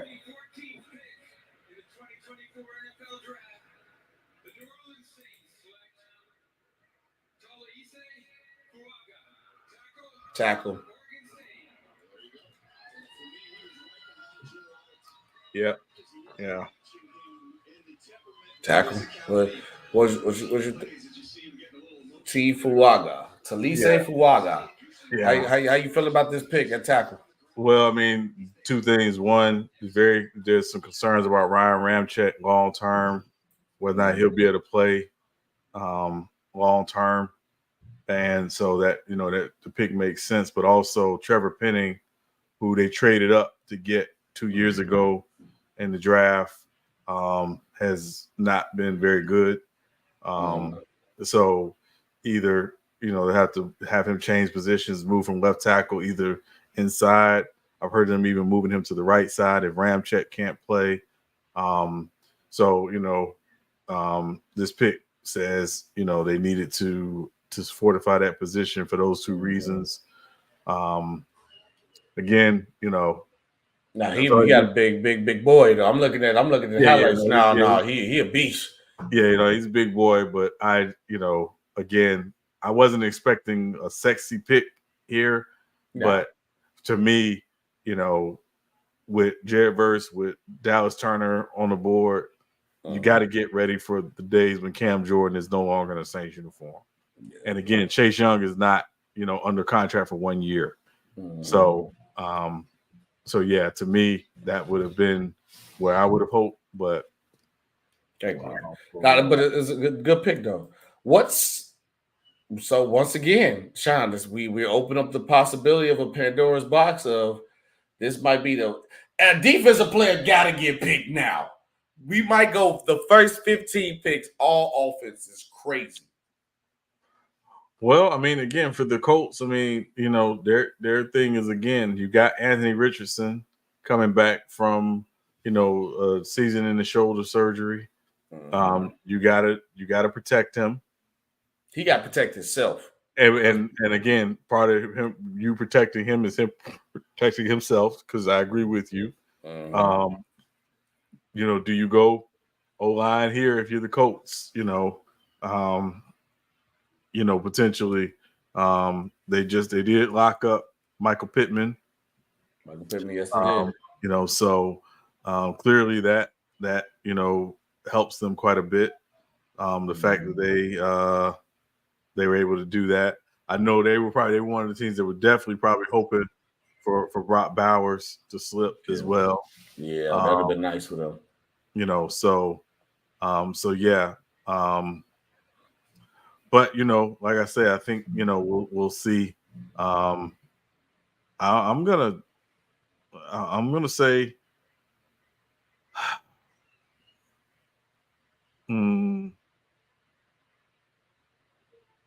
That'd be crazy if they go tackle right here. Yeah, O-line. Yeah, I mean, could they go Amarius Mims from Georgia here? Possibly. Yeah, I know they got needed corner. It's two really good corners in this first round. Quinyon Mitchell from Toledo could be the pick. Terrion Arnold could be the pick. So I'm gonna say my prediction. I'm gonna say they go with Quinyon Mitchell from Toledo.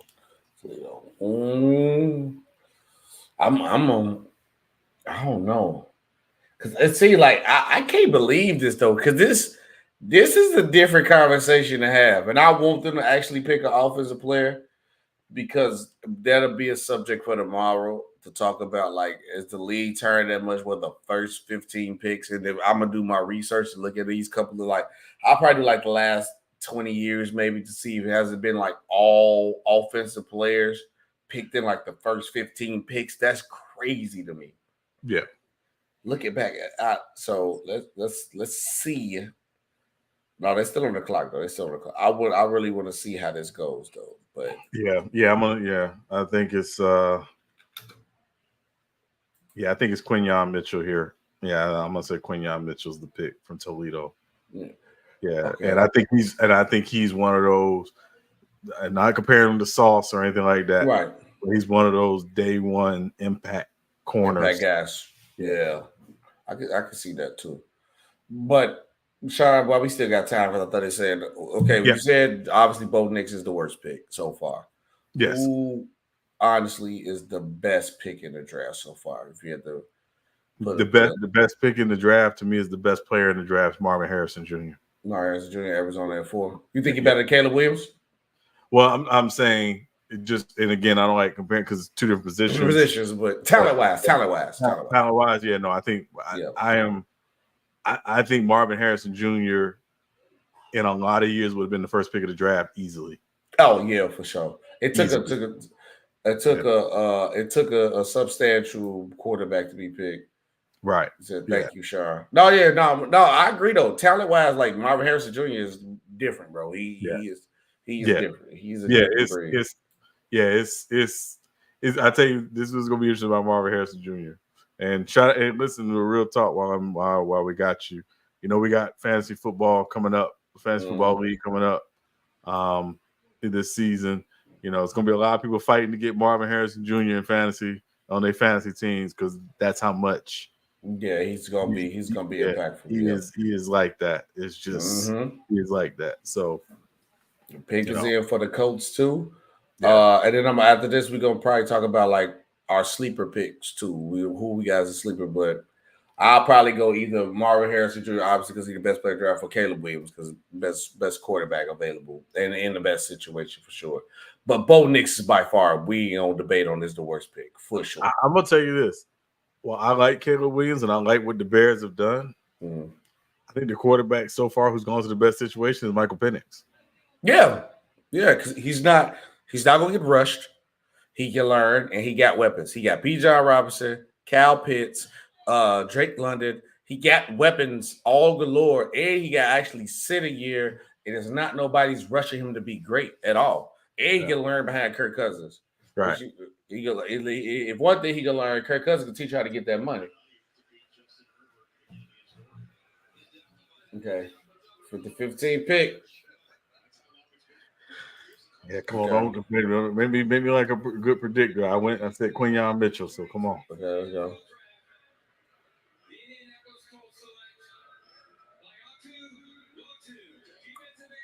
Okay, Latu, defensive end. Yes, sir. Close, but no cigar, Sean. Yeah. Latu. Yeah. Edge. The big concern about this guy is not the talent, it's the medical health. Yeah, the medical.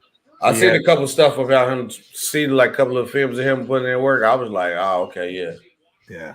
So, I mean, who do you think he is? Klay Thompson? No. Yeah. No. You know, it's certainly concerns about the medical. But when you watch him on film, like the talent is definitely there. Yeah, it's definitely there.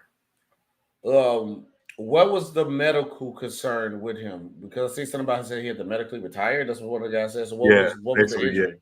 Yeah, so he had to medically retire. I'm not sure what the nature of the injury was, but it was enough that they basically thought he shouldn't play football anymore. When you medically retire, that's usually what that means. So, but you know, that said, when you watch him on film, when you watch his tape, he goes, like he gets after it. And again, you know, 6'5", 260, built, play the fourth. He can play. I think he could play 3-4 outside linebacker, but to me, he's a 4-3 in. Put his hand in the dirt, let him, you know, let him rush off edge, and you know, he could be really, really good. But again, the biggest concern with him was the medical. And again, you know, go back to the Titans pick, taking the offensive tackle from Penn State. Why do you do that? Because you got to deal with these edge rushers in your division. Coaches brought an edge rusher, another edge rusher to the division. So, you know, it's chess, not checkers. Yeah. So Latu is the first defensive player taken off the board. 15. That's crazy. This is definitely acknowledgement of the shift in the tide of what the NFL is going to be. Yeah. Offense. Now Seattle. The pick is very easy here for you, Seattle. It's Dallas Turner. I think you got to go Dallas Turner. It's very simple. It's Dallas Turner. Just take him. Let's take him now. Man, bro, yeah. They say he could be like Trey Henderson. I see it because he can get to that quarterback. He can get to that quarterback. Yeah, Trey Henderson also requested a trade as well. So Trey Henderson? Trey Henderson. Yeah, he requested a trade from the Bengals. What is going on with the Bengals where everybody just don't want to read the Bengals? I mean, you gotta want to get paid. Yeah, you gotta get paid. Yeah. So. Okay, cool. Because Marcus Sauce, please. Thank you. Appreciate it. Yeah. It's ice. It's ice. Thank you. Appreciate it. And then okay.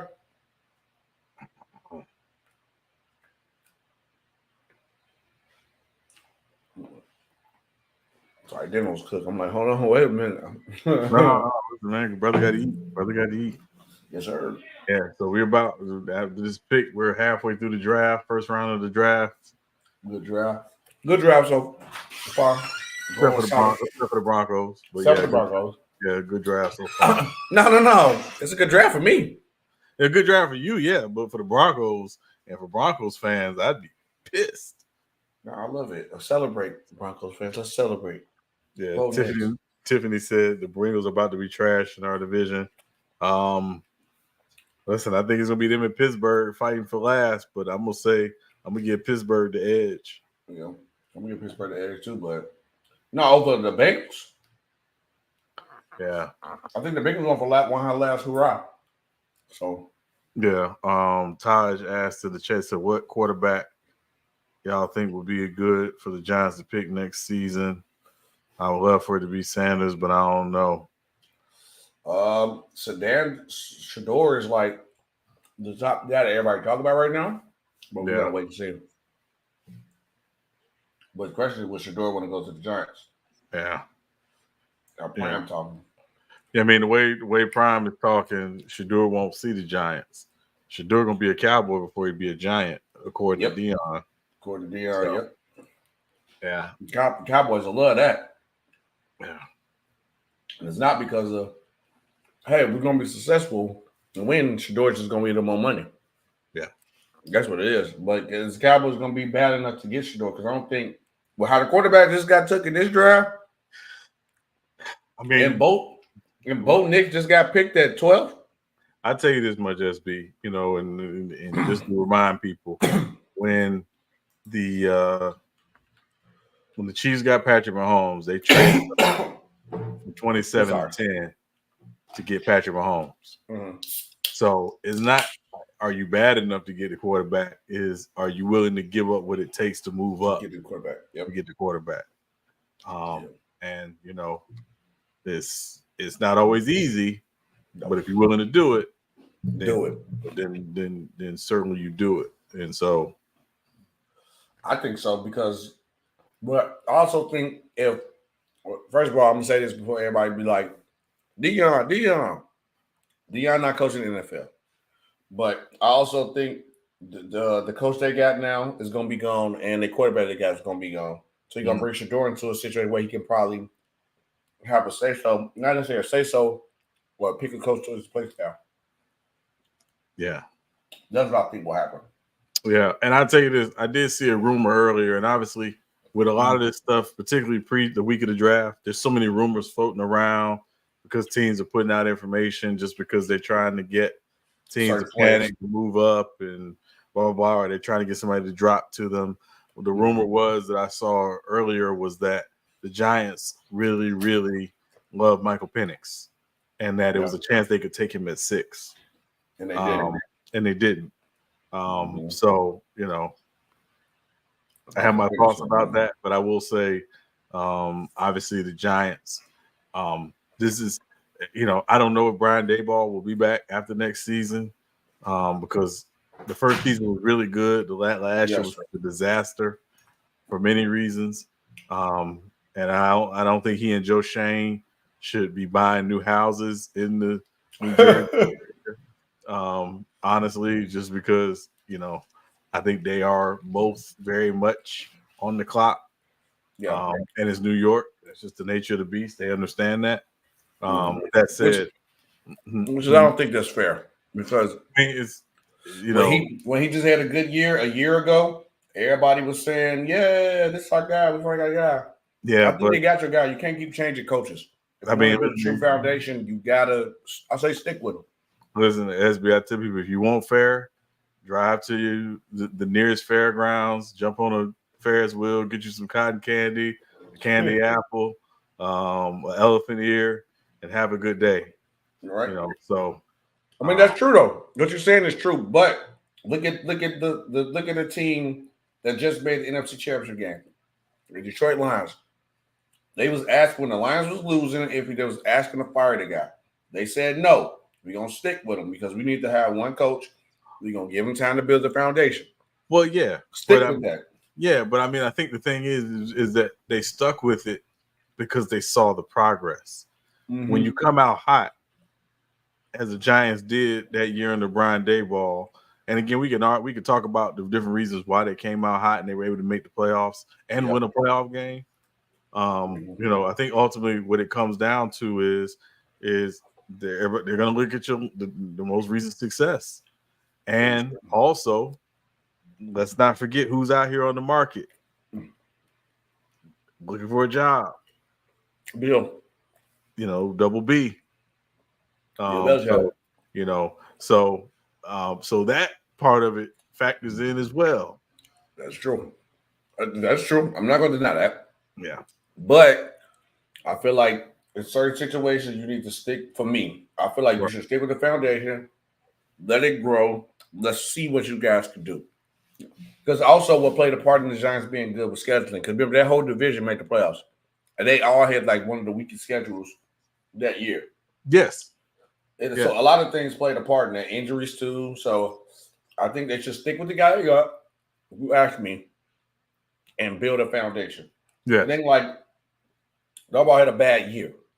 But it's not like he was he was the reason they was losing games. Yeah. The Chargers made sense to get rid of their quarterback. They coach. The coach was an idiot. He was terrible. Trash. He was part of the reason why they was losing. I can't look at the Giants last season and say coaching was the reason why they lost. That's all I say. Stick with them. Yeah, no, I'm not saying that. And again, I think that's why they, and obviously they didn't. I don't think he was in danger of getting fired. Right. Yeah. Right. Who you got, Sean? Seahawks picking? I'm gonna say Turner or Brian Murphy. It's either gonna be Dallas Turner or Brian Murphy. Byron Murphy. Yep. B. Murphy. B. Murphy. This is a Seahawks pick. This is a Seahawks. You gotta fortify the line. You gotta win the trenches. You gotta fortify that line. And I'm gonna tell you right now, and this is not me just talking. He ain't Aaron Donald. But when you talk about guys built in that same size, quick off the line, they get after it. This is what Byron Murphy is. Yeah. He is your classic 3 technique. Mm-hmm. And yeah, not the biggest dude, but man. I mean, after you see where Aaron Donald, look, I'll go off skills. Size, that's over with. Yeah. I'll go off skill. If you're skilled enough, you can make it happen. Yeah. So we got another trade. Mm-hmm. Jaguars traded the pick. Jaguars traded the pick to who? Minnesota on the clock again. Okay. Minnesota said. So I think Turner got to go here then. Yeah, I think Turner's probably the pick here. Yeah, because I don't see no else. Well, I mean that, or it could be Quinyon Mitchell. I think it could be one of those two. Could be, yeah. Yeah, I can definitely see that too. Turner or Quinyon Mitchell. Yeah. Okay, let's go ahead. Minnesota with the trade. Minnesota. What did the Vikings? I mean, the Jaguars had to go down to. They dropped down to 23. 23, yep. Yeah. I mean, the Vikings are being very, very aggressive, but the Vikings are being aggressive. Yeah. Jacksonville via trade. Boom. I feel like, I guess the Jacksonville said, hey, it's nothing that's here that we want. Yeah. Yep. They trade a 5th round pick, the 3rd round pick, and a 4th round pick in 2025. Yeah. And the 23rd pick of this year, and a 5th round pick for this year. Yeah. Oh, that's kind of a lot. So whoever they want, they better go ahead and make sure they get them. Yeah. Dallas Turner's the pick. Sorry to spoil it. Oh, you suck, Lee.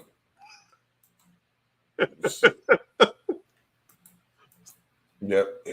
We behind? Like, how behind am I? I'm on the restart, man. But I'm cool. I ain't restarted because me and you on the same time. So I was like, forget. As long as me and you on the same time, it don't matter. That's Turner.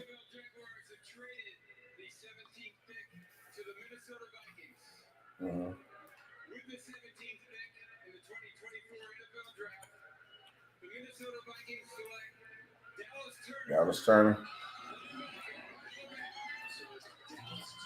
Mm-hmm.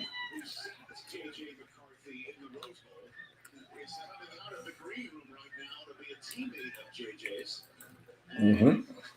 Dallas Turner. Yeah, this is their best pick of the first round. Yeah. And you had him going earlier than this, so to get him at 17. Yeah. At 17 is a steal. Yeah. Oh. Yeah. I ain't gonna lie. Now he's not. Now he's not. He's not. He's not Will Anderson, but he's very, very good. Look. I mean, he walking pissed off. So I feel bad for this division. Yeah.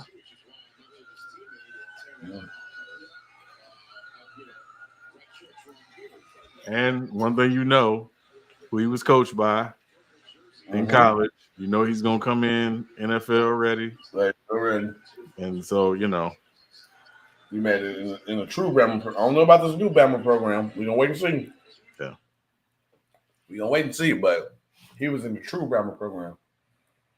It said he could be like Brian Burns. Okay.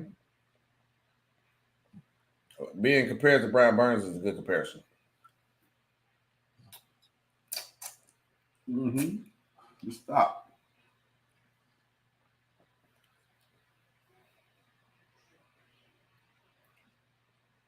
Yeah. Dang. Oh yeah. This is a good pick by the Vikings for sure. Yeah. And again, I think they knew they had to jump up ahead of Cincinnati to do it. Because I think Cincinnati probably would have pounced on this on him if you could. So yes, for sure. I definitely agree with that. It's only like 2 or 3 Minnesota Viking fans realize who they just got.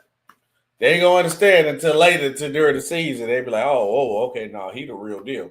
Yeah, and again, they lost Danielle Hunter. You got to replace that. They got to replace Danielle Hunter. He had a great year last year, Pro Bowl season last year. Got to replace him. So Dallas Turner definitely makes a lot of sense. Yeah. Dallas Turner. Yeah, Lee, don't spoil nothing else in the chat. But so now from going from 14 straight offensive players, we get 3 defensive players in a row. So now I'm looking at the Bengals, Steelers, Rams, Dolphins. I think it might still be a little bit more of the same, maybe for majority of these guys. Mm-hmm. I'm thinking we might get another like the next 3 out of 4 teams going defense. Right. Got a couple corners in the draft that's good. Probably get another tackle going. Yeah, I think there's a lot more defense going to get picked here. Yeah. Because I think the Bengals, where you see the Bengals going, either they going defense or O-line. I don't see them going nowhere else. What you thinking, Sean? I think we'll definitely consider defensive line here.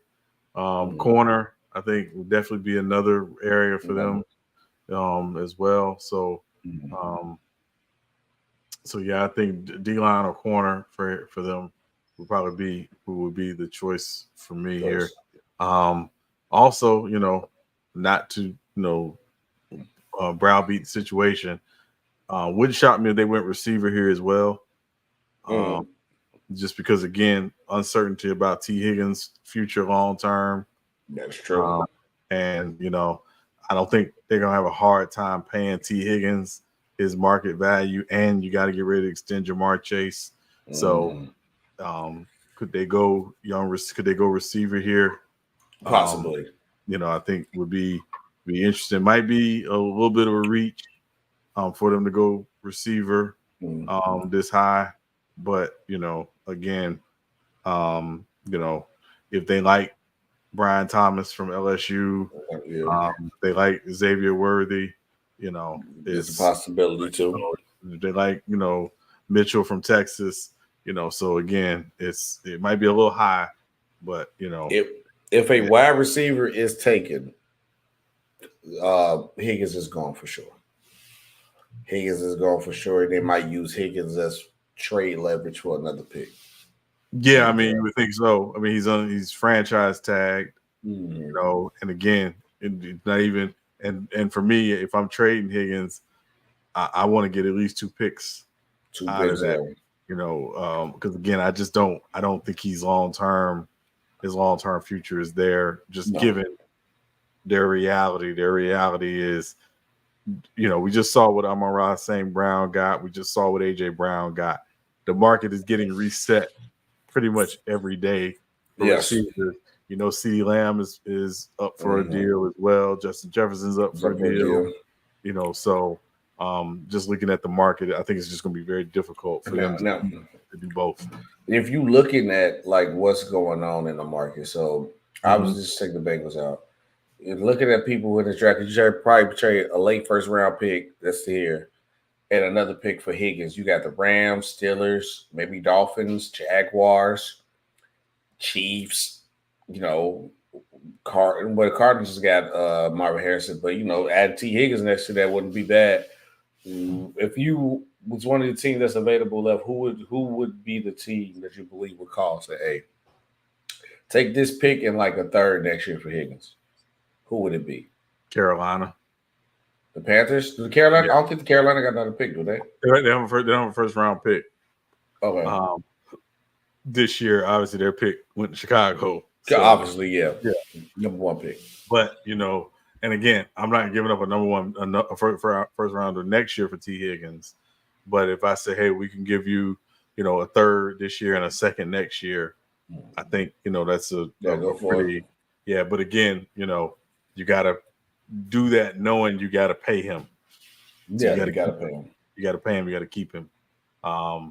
And, so again, it's all about, the market. And again, when you just look at the market and what these guys are getting now, Amon-Ra St. Brown just got $30 million a season. AJ got $32 million a season on his new extension. Obviously, it breaks down differently depending on the structure of the contract, but you definitely want to be, if you're Cincinnati, you got to consider it.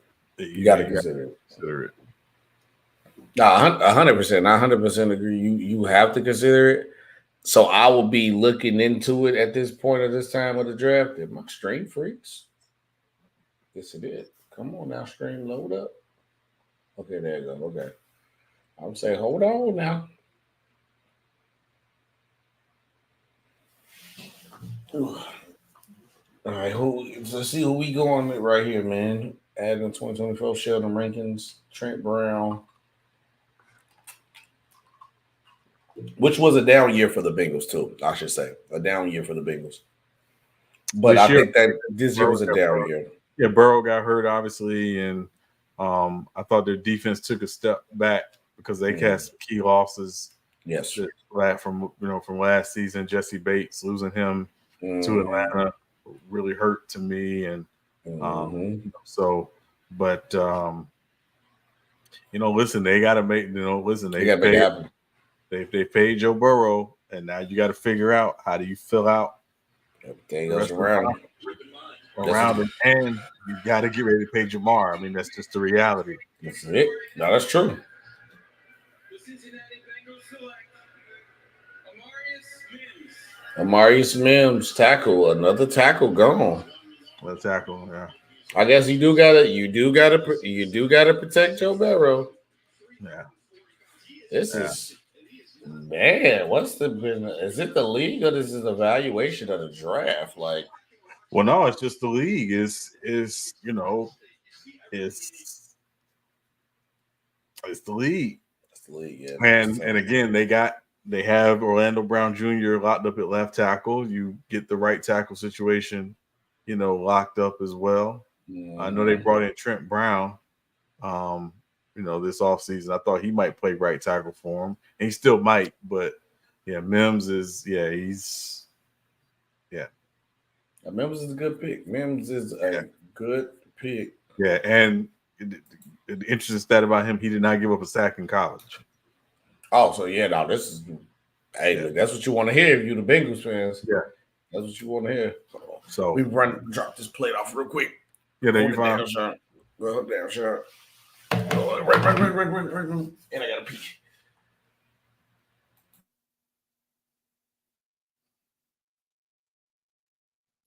So Marius Mims, the 18th pick of the draft, the Cincinnati Bengals, tackle out of Georgia.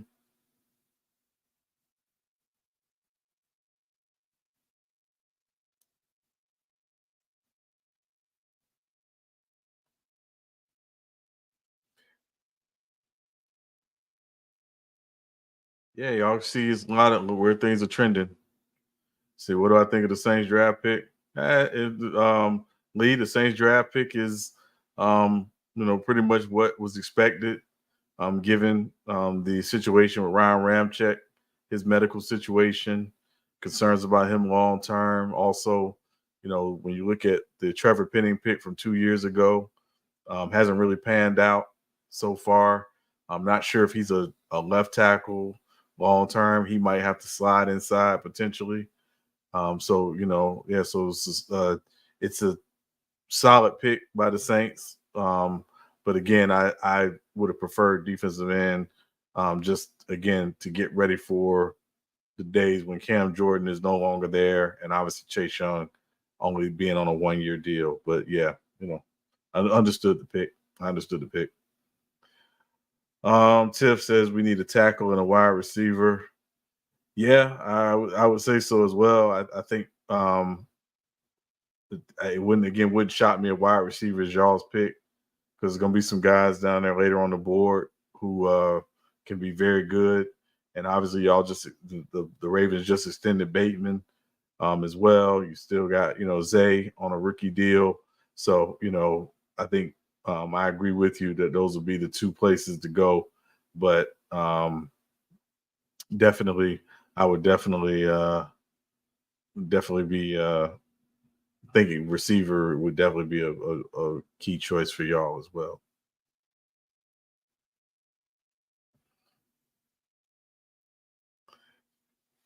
Hey, real quick, and I know it's been we haven't really asked in the comment. I know we know most of your teams, but how y'all, if y'all were grading your teams so far in the draft, what would be your draft grade for your team so far? If your teams have already picked, drop them in the chat. Curious to know what y'all think about your teams who've already drafted, how they've done so far.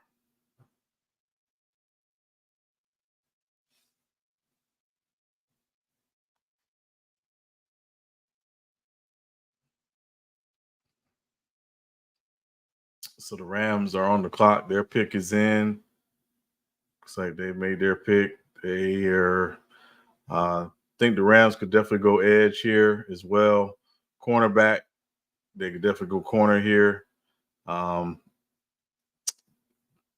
Definitely think that'd be my guess for them is edge or corner here.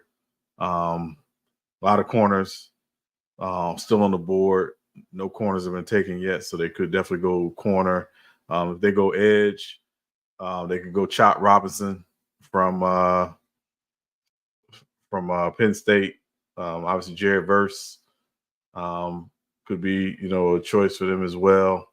Terrion Arnold as well. Quinion Mitchell. So Rams pick is in. Rams pick is definitely in. Who you got?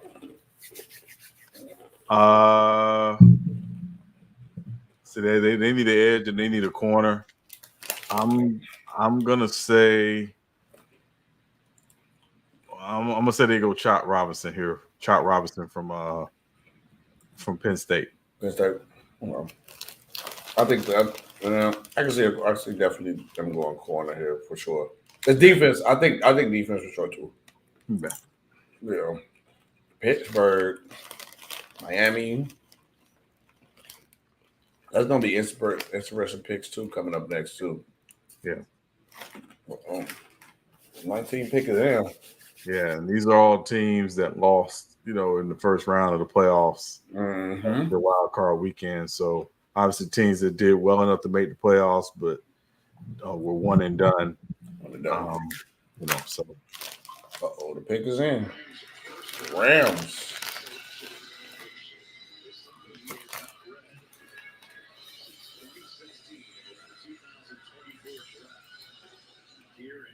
Who we got? With the 19th pick in the 2024 NFL Draft, the Los Angeles Rams select Jared Verse. There you go. Jared Verse. My guy from Florida State. Yep. Know him very well. Love Jared Verse. You think him going to Detroit? How you think your boy going to do? You think it was a good pick for him to go to Detroit? I mean, Detroit. Rams, yes. Yeah, I mean, it depends. I don't know what they're going to run. But now, because obviously with losing Raheem Morris, their defensive coordinator is now a head coach. Holy, yeah, bro, who is this kid? Jared Verse. I was sleeping. I don't watch, bro. He knocking linemen into the quarterback. Yeah. He's like that. No, listen, he's like that. No, he's like that for real. Holy. Yeah, he's like that for real.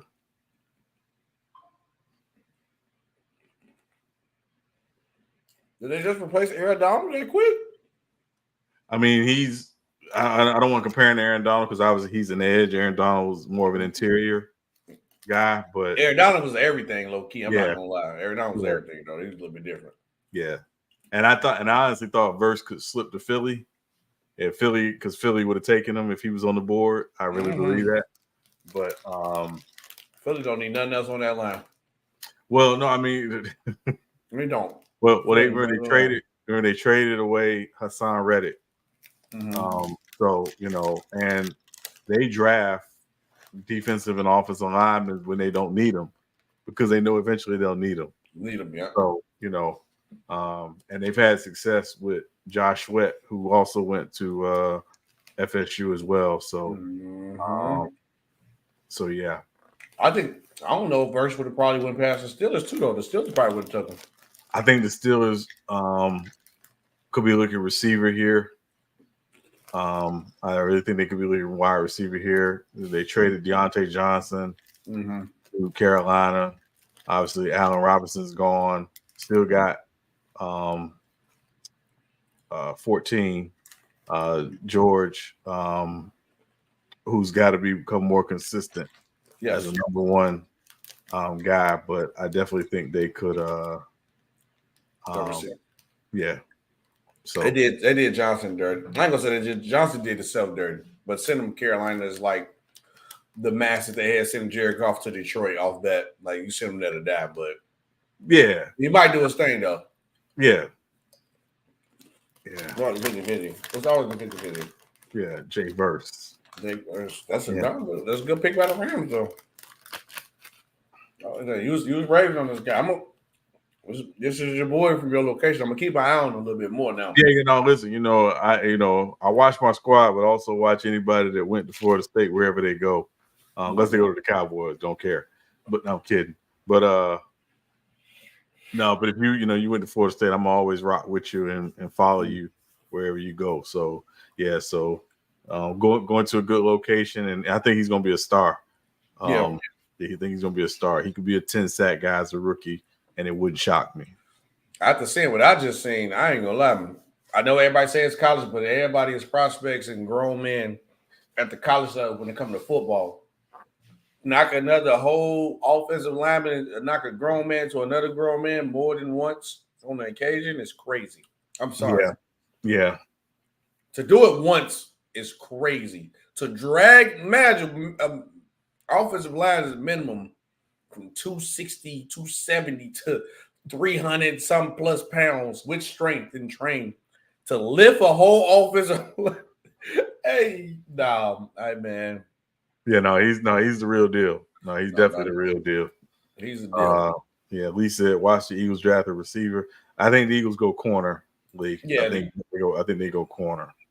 I know they just got what's the name back from Detroit, Gardner Johnson, but they probably still go. Yeah, and he's a safety, and he's kind of yeah. So yeah, I think they were very bad at corner last year. On the other side of Slay, Bradbury was a disaster after having a really good year the year before. Avonte Maddox was hurt, and then he came back. He wasn't really the same, unfortunately.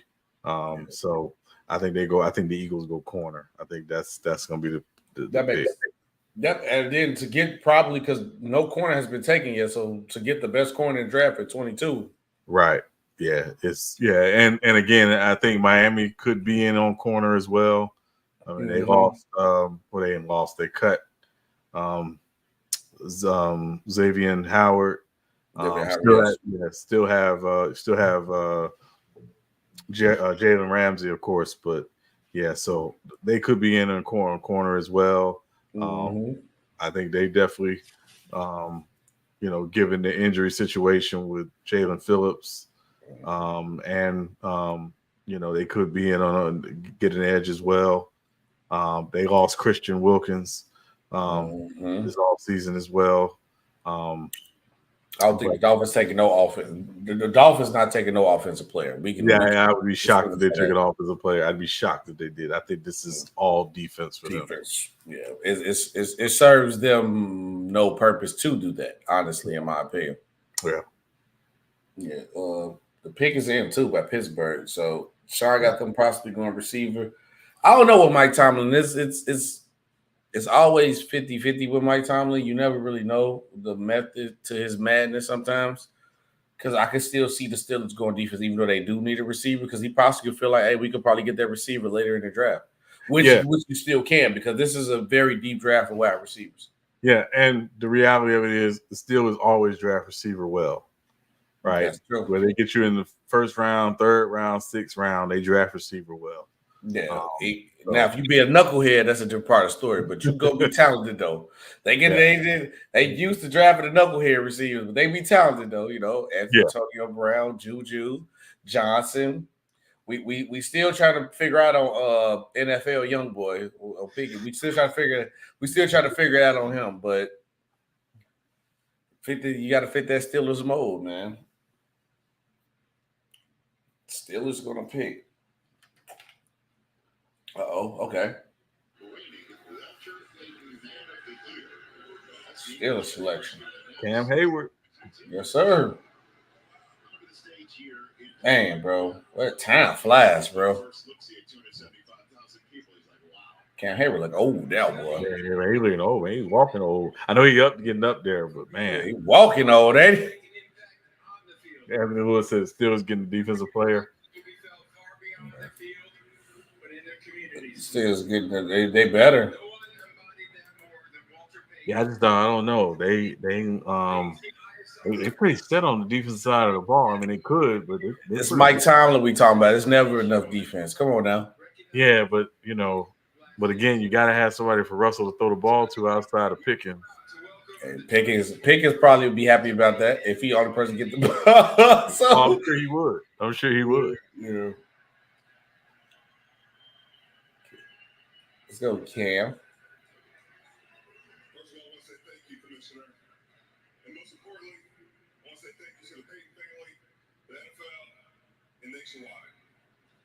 The NFL Draft Special. To my fellow NFL players and the prospects joining the league this week, I want to challenge you. Use your platform to brighten someone's day.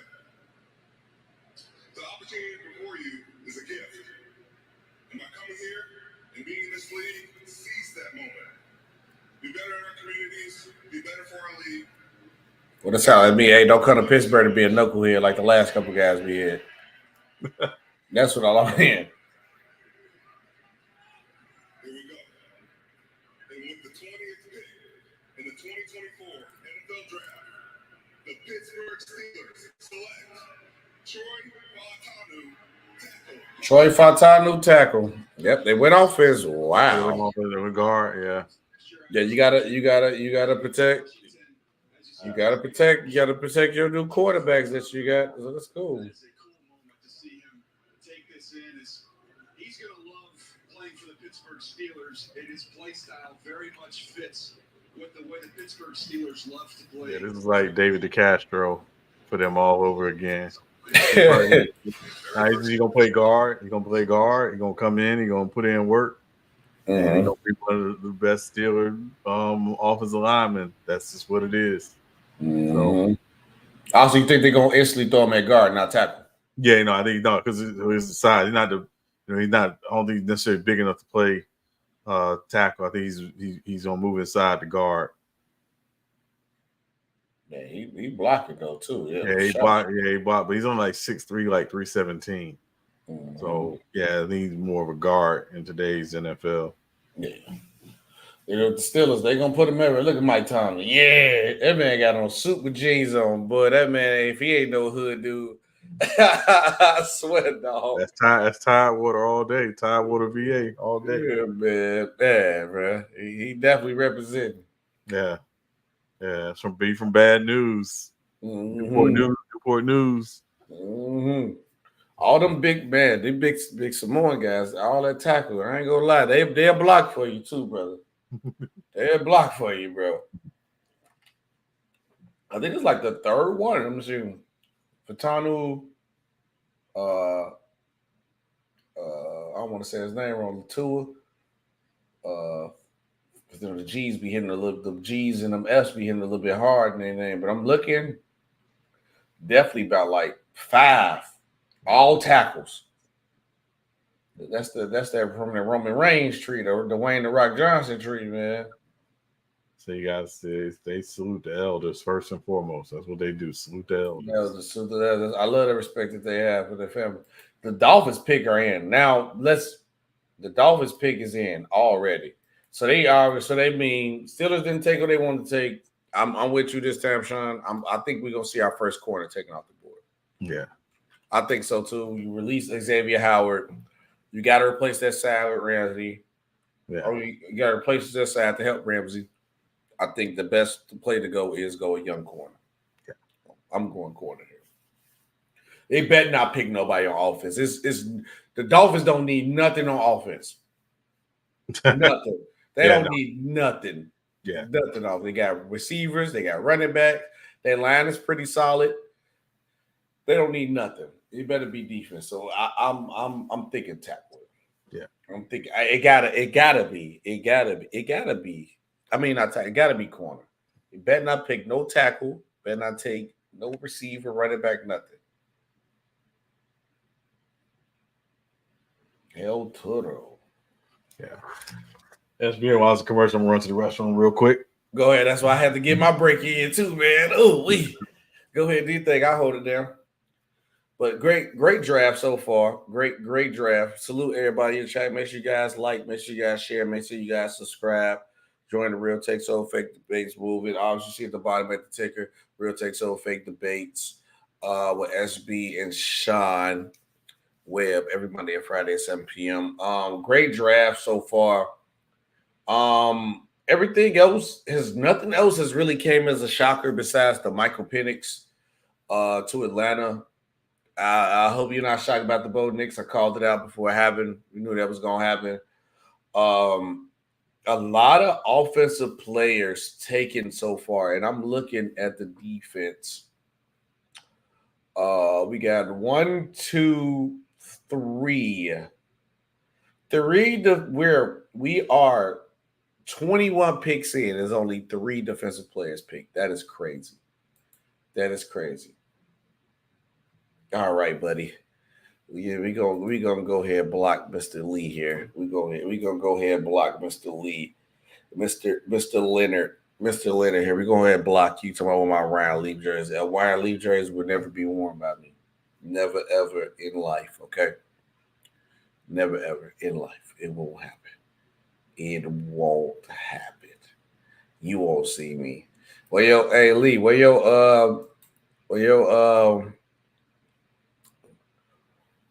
I'm gonna just do this. Where his jersey at?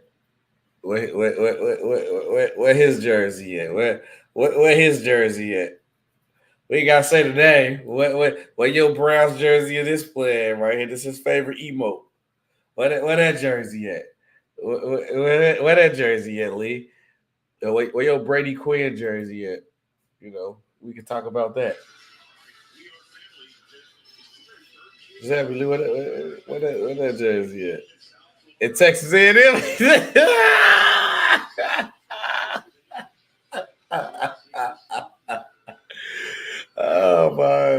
oh my days. Lee out here troll. I had to troll him back. He talking about that's fine. Yeah. Shout out to Lee the troll. Yeah, he so asked me what about Ryan Lee jersey. I said, okay, cool. Where you guy that do this jersey at right here? Look, what he gonna say in Texas A&M? I bet the coolest coach of them all right there. It might be names. Who we taking today? Nobody's gonna help you, Tyreek. You got to take a corner. You got to take a corner. Yeah, I think it would be corner here. I just think they long term again. You know, Jalen Ramsey not getting any younger. Nope. Obviously, still very good, but not nearly the same Jalen Ramsey. So I think you got to go corner here. I'm gonna say they go Terrion. Terrion from Alabama. I think he's the pick. Yeah. Take it guy. And then if they take Terrion, then that means the Philly might take the other corner. Then that's from Toledo. Yeah. Yeah. Well, the question is this. I feel like these two picks, if they go corner back to back, this is gonna be what we talk about. Like this, who picked the wrong guy, or if both of them is good, that'd be great. I think both of them will be good, but I do like the kid from Toledo a lot. I watched some of his film. I like him a lot. Chop Robinson. Oh, shout out Chop. Yeah, I mean, again, this pick, does scream. They, maybe a little concerned about Chubb and Jalen Phillips coming back off an injury. So I guess so. Yeah. I forgot about. I wasn't even thinking about Chop this early too. But Chop was solid though. But this is definitely a Bradley Chubb replacement. There, this is. But they just paid Chubb. That's the thing. They just paid him. So I thought they let Chubbs go. I thought they released him. No, they did pay Chubbs. I think unless something crazy happened, I don't think they released Chubb. Right. No, I thought Chubbs was gone. Yeah. Check. Let me know if I'm wrong. Let me know. No. He's still there. No, he's still there. Okay, I thought Chubbs was gone. I thought they didn't want to pay him, so they moved him. Yeah, no. No, I mean, and Chubb's still young. I mean, and again, in today's NFL, you got to be able to get out to the quarterback. I mean, that's just nature of the beast. But So, my question is this though, Sean. Mm-hmm. So, we've been talking about honestly the corners since like the 10th pick. Now, one has been taken. Why is that? And both two corners we talking about is talented. Why are they dropping so low? Well, Philly gonna get the pick which one they want now. Yeah, but why are they dropping so low? I mean, it's just how teams have their board set up. Mm-hmm. A lot of times when you do your draft board, is when you come up on and guys get drafted, you take them off your board and the next person moves up. Mm-hmm. So a lot of times it's just where your board is. Sometimes you say, hey, we're just taking the guy we have at the top of our board. But then occasionally if a guy falls, and again, I use that Dallas Turner as an example, I'd be willing to bet when teams set their draft board, they probably thought he would be gone by the time they were picking. Right. So they might not even had him, necessarily in their purview. But when he fell, like he did, and again, a team like Minnesota trades up 6 picks to get him. Yeah, it was probably because they did not. I'm willing to bet Minnesota did not think he would be there at 23. Definitely didn't even think he'd be there at 17. So it's just a lot of times it's just how teams had their board set up. Because now I'm trying to figure out, because I thought Chubb was gone. Maybe I read the wrong headline or something about Chubb being gone, but now I'm trying to figure out how you gonna insert Chop in the situation with Bradley Chubb and Jalen Phillips over there. So I'm trying. I want to see how that's going to work. Yeah, I mean, it's again, it's you can't have enough guys who get after the quarterback. Mm-hmm. No, that's true. That's true. You think about 2 years ago, Philly led the NFL in sacks. Yes, They had 4 guys with 10+ sacks. Mm-hmm. It may even been 5, but I know 4 at least. So you can never have enough guys who can get after the quarterback. In this NFL, you got to be able to get after the quarterback. That is that is true, because that's as much as this is an offensive heavy game, and I know people complain about the rule change, this and that, whatever, cool, but you got to put pressure on the quarterback. You got to make the job of the quarterback harder at some point on defense, because if you get a quarterback, I don't care how good you are as a DB, if you get a quarterback 3 hours to pass the ball, somebody gonna get open at some point. Right. Yeah. And and Warren Sapp says it best: the front end always works with the back end. Yep. So it's can you get after the quarterback? Can you get quarterback off his spot? Can you throw the edge rush throws a lot of your timing off of your pass rush throws, timing off the offense. So to me, it makes sense. You always make sure you got guys who can get after the quarterback. So good pick for the Dolphins. Again, a little surprised, and I thought they would remove a corner, but that said, a good pick for the Dolphins. Good pick. Yeah, now I'm looking at, I could definitely see the Cowboys coming up, maybe going like either D-line or something on the inside. I see inside, but I don't see nothing like corner. So I maybe the Jaguars could be going. I know the Eagles. The Eagles got to be taking a corner at this point. Yeah, that's their top need. I mean, corner and probably, I would say corner and linebacker will probably be their top needs, but definitely corner is their first need. There's no first-round linebackers, in my opinion, in this draft. You can get some guys later. Yeah. But they did, the Eagles did address their linebacker issues this offseason as well. So yeah, to me, this is definitely corner. Down to get 2 of the best corners in the draft at 22nd. Obviously, maybe like I said, maybe you both thought one of them would have been gone by now, but now you sitting in the Eagles office, I feel like now they probably try to pick and choose which one you can get. I guarantee they probably didn't think like both of them would have been available. Maybe they thought it'd been maybe one. Yeah. So now it's like, how you go about it now? I mean, do you take Therion? Do you take Mitchell from Toledo? I think this is because I think the only thing that people question about Mitchell is that like he has the talent, but from what I was seeing and reading like reports, that they believe he is maybe the best, but the problem is that he played in Toledo. But also, that's what they argue about him. Yeah, but remember, some people said the same stuff about Sauce. When Sauce was at Cincinnati, that he didn't always play against the top tier talent, and we saw what he did his rookie year and what he's been his last 2 years, the first 2 years in the NFL. So I don't necessarily want to look at that. The tape don't lie. Tape don't lie. And when a guy's got it, he got it.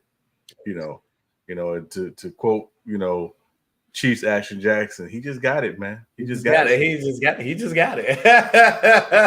He just got it, man. All right, let's see who the Eagles taking. Jeez, man, does everything need a sponsor? Everything? Yeah. Yes. You think this is free? No, nothing like is free. Listen, they sponsor everything. They sponsor the steps. they are not playing. The steps I walked up is sponsored by Shell gas station. Exactly. That's hilarious. Elite international athletes have an opportunity to compete at the NFL level and potentially earn a spot on our NFL roster. Yes, sir. One of the most successful players in the program is the Philadelphia Eagles, Jordan Mailata. Shout out Jordan Mailata. His native Australia for the opening of a new NFL academy for high school football players. To make the Eagles selection, let's join Jordan live from the Eagles draft party in Burleigh Beach, you got Coast, Australia. Okay, yeah, Thank you, Uncle Roger. Good evening. Uncle Roger is crazy. Yeah, really.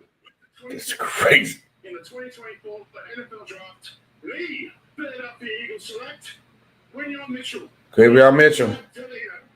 There you go. Yeah. That's a good. Hey, if I'm Mitchell, I'm happy. I went to a competitive team. Yeah, this is a great pick. This is a great pick. But That's a great pick. Ty Rosen, it's not surprising.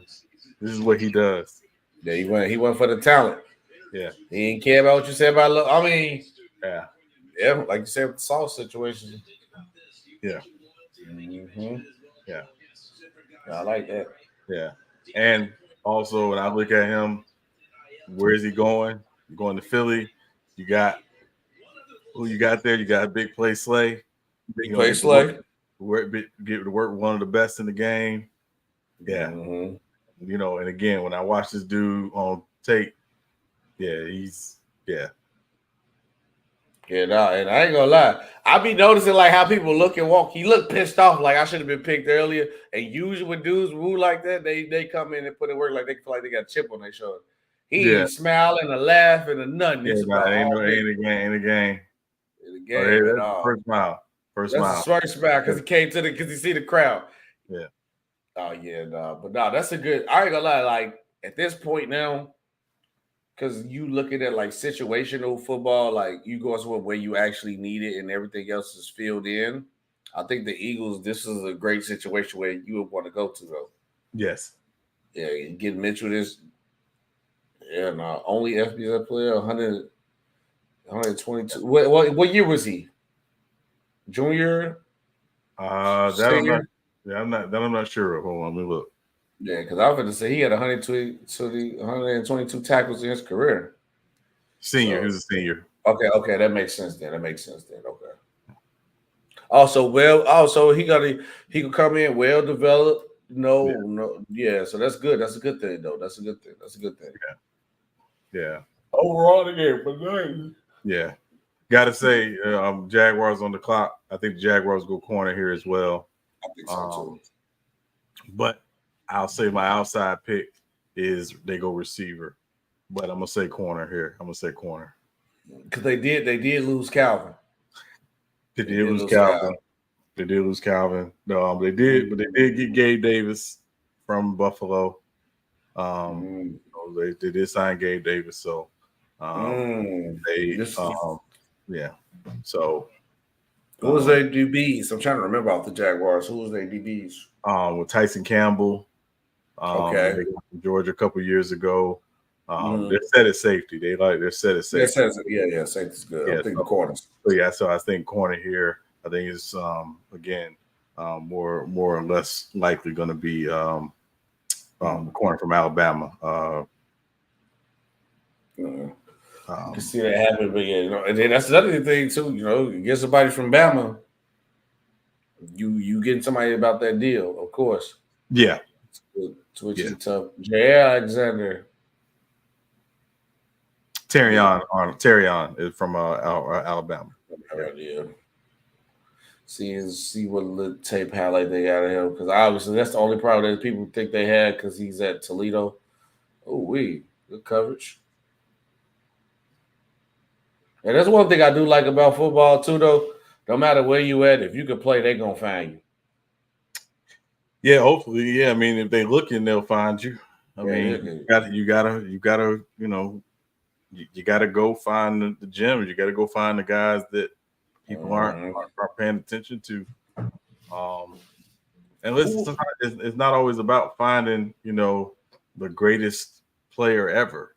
Sometimes you find talent that wants to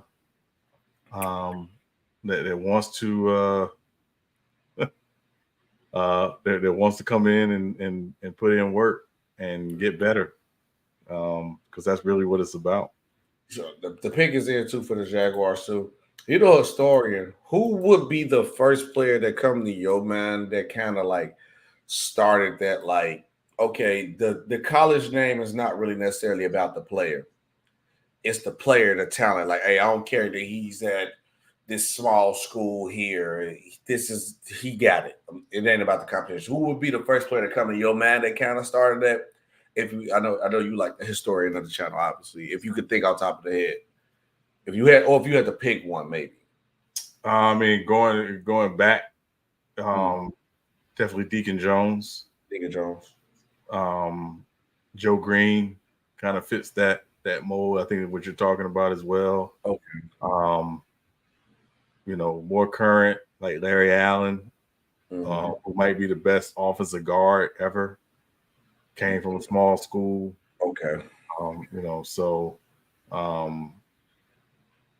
Yeah, I mean, it's quite a few. And I mean, and I always tell people, you think by historically, some of your best talent in the 70s and even going into the 80s came from HBCUs. Yeah, I mean, it's you just got to go find it. Okay, he said the Jaguars got a dog. Who they got? Brian Thomas Jr., wide receiver. Uh-oh. Yeah. Brian Thomas Jr., wide receiver. They said Trevor Lawrence is going to get you more weapons. Yeah. Yeah, I mean. Corner, but I said wide receiver on the outside chance. So, I thought Dallas maybe would have I thought Thomas would have probably dropped to the Cowboys. Now I'm like, where the Cowboys go? Because they don't necessarily need a corner. Yeah. I mean, it's plenty of receivers in this draft. But I do think if you're Dallas, I think corner could be a possibility for you. You got Diggs, and then the other guy, almost as a blank, that one just broke like it went crazy last year. The other corner they had this year. He went crazy. They had Stephon Gilmore, of course. And then the other corner, the one who went crazy. Yes. Blank. I forgot his name. Ron Bland. Bland, yeah. So I don't think corner will be it for them. I think Dale. I'm gonna say offensive line for them. Okay. Interior offensive line. I would say to me, because their run defense has been suspect. I would win interior, but I don't think it's nobody that's worth the interior this high compared to the other guys.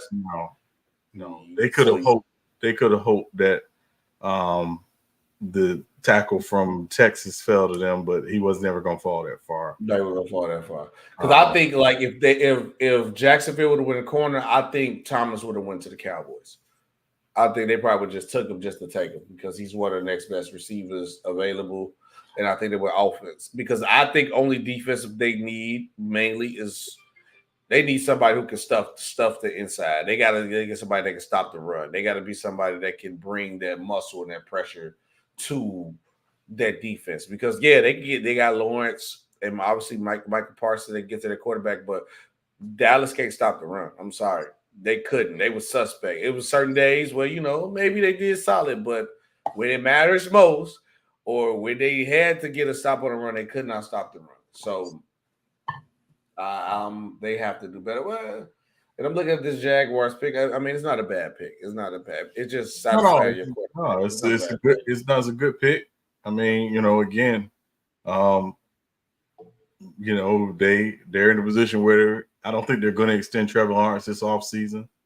But we'll see. Yeah. Brian Thomas' dad, he old school. You can tell he old school. Yeah, he real old school. Mm-hmm. But no,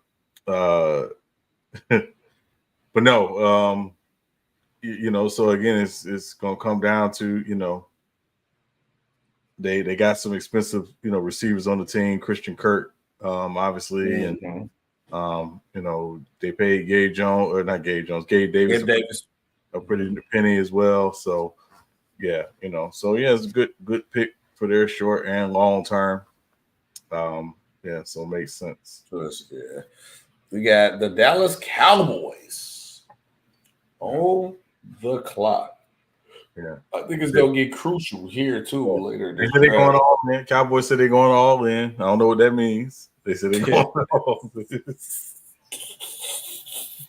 Hey, look, going all in to lose is crazy. That's all I'm Yeah. saying. Going all in to lose Yeah, is crazy. no, I think they with losing Tyron Smith, I think they're gonna flip Tyler Smith outside the left tackle, who they drafted a couple years ago, who's been playing guard, but he came in the NFL as a tackle.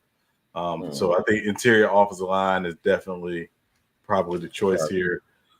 Kid from Duke, they could really look at him. He's got some versatility.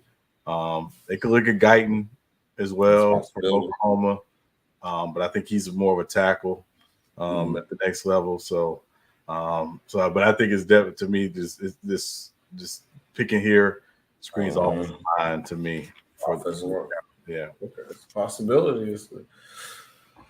Yeah, yeah. The one thing I can say majority of my lifetime watching the Cowboys, they never had a terrible offensive line. They always made sure the offensive line stayed on point. So I can definitely see them going that way.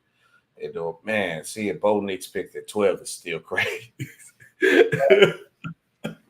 F, absolute F. I can't wait to see the draft grades. And that is crazy. I can't wait to see the draft grades on that. That is crazy work for me. Like I'm loving it though. I'm loving it though, man. I think you should have. If that was the case, you should have. You took that big old cap hit to draft. Bo Nix is crazy. You should have just kept Russell Wilson. But hey, we could be wrong. Somebody said, people think he's the next Drew Brees, allegedly. Allegedly. Hey, Sean. He ain't even the next Drew Sneeze. Come on, man. We ain't doing it. So it's a Ryan Leaf situation then. Yeah. Come on, man. Possibility. Yeah, come on. No, I don't know. We don't. Yeah, we ain't gonna do that. We ain't even gonna do that. We don't know for sure. We don't know for sure. We don't. We gotta give him time. Yeah, we don't know, but we ain't gonna do that. I know that. Oh, the Lions have just traded for the 24th pick. Uh-oh. The Lions have just traded. Oh, no, this changed the whole dynamic. So what we doing? What we doing? Lions has just traded for the pick. Breaking news. Lions has traded for the pick. Lions has just traded for the pick. Oh boy. Lions on the clock. Lions on the clock. Breaking news. Lions has just I think the Lions take Teron Arnold here. Teron Arnold? Okay. Yeah, from to get him from Alabama. Okay. They definitely need some that help on that side of the ball, especially they definitely. Yeah, I think this is to take Teron Arnold, and they did trade for Carlton Davis from the Buccaneers. Again, very solid corner. They got Brian Branch on the back end as well. They got from Alabama last year, who they really like. Melifonwu, who they like a lot. So, yeah. Lions received the 24th for the 7th for the 29th and 30th, put the Cowboys at 29. Yeah. So, Dallas. Yeah. Cowboys. All right. Yeah. I always knew something had to be up, though, because I'm like, it was taking too long. It was like 20 seconds left. It was taking too long. Yeah. No, I mean, that's how it is, man. I told you, man, they be on the phone, and, but if they can't make the pick, they already, have, somebody standing by to make the call. I'm not looking at Lee comments no more. Nice move, Lions. So that they had to do something. Yeah. So yeah, I think this is definitely to take Teron Arnold. Yeah, it gotta be. I'd be shocked if it were anybody other than him. I know they like Kool-Aid as well. Kool-Aid, yeah. But Teron Arnold, that said, he's the higher ranking corner, and yeah. So let's see, Detroit's on the clock. Oh, let's see what Detroit. They in Detroit, so let's see what they be happy with. Yeah. Pegasul agreed to a new contract. There you go. $85 million guaranteed. Yeah. Shout out Pegasul. Yeah, you got to spend it to win it. Yeah, after this, yeah, you got to now. They overachieve, and I don't think I ain't gonna say they're gonna be as worse than last year, but you gotta have a good expectation. It would not shock me if they are back in the NFC Championship game next year. It wouldn't shock me either. It wouldn't shock me either at all. Although I think Green Bay is coming. That is true. Green Bay is on the way. Green Bay is on the way. The pick is in. If Roger Goodell, if you don't bring your behind out here and make this pick, what are you doing? It's what the pick is in. Where? Slam? Come on, man. What we doing? What we doing? What we doing, Roger Goodell? We're back there talking, shaking hands, and carrying on. Kissing babies and stuff. Yeah, come on, man. You corrupt. Yeah, they definitely got to go corner here. They definitely. But I think they could have. Maybe they want Arnold. Maybe that's what I'm saying, because they could have got Kool-Aid at the pick they was at too. But maybe they had their eye on Arnold maybe more than Kool-Aid. Oh my God! They were expecting Kool-Aid to be on the board. No, I'm sorry, they weren't expecting Arnold to be on the board this long. Yeah, possibly. Me and you both didn't either. No. So they probably got to go Arnold. Yeah.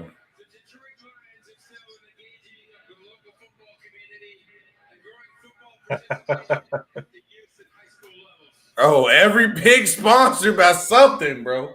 I'm telling you, man, they gonna get their money. Man, bro. Shout out to NFL, man. That's like doing a good job.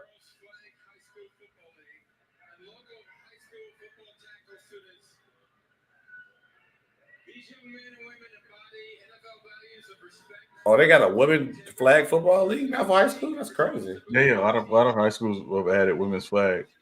Oh, I didn't know that. Yeah. Mm-hmm. Shout out to that.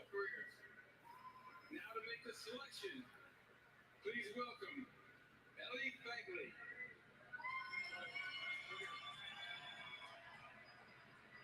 Okay. The Dallas Cowboys have traded the 24th pick to the Detroit Lions.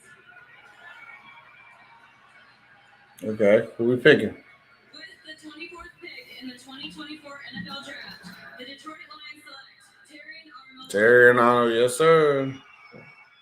That's yeah. This is an 8 pick for them. That's an 8 pick, yes, sir. To get them at 24, and that's a feel for what the team need.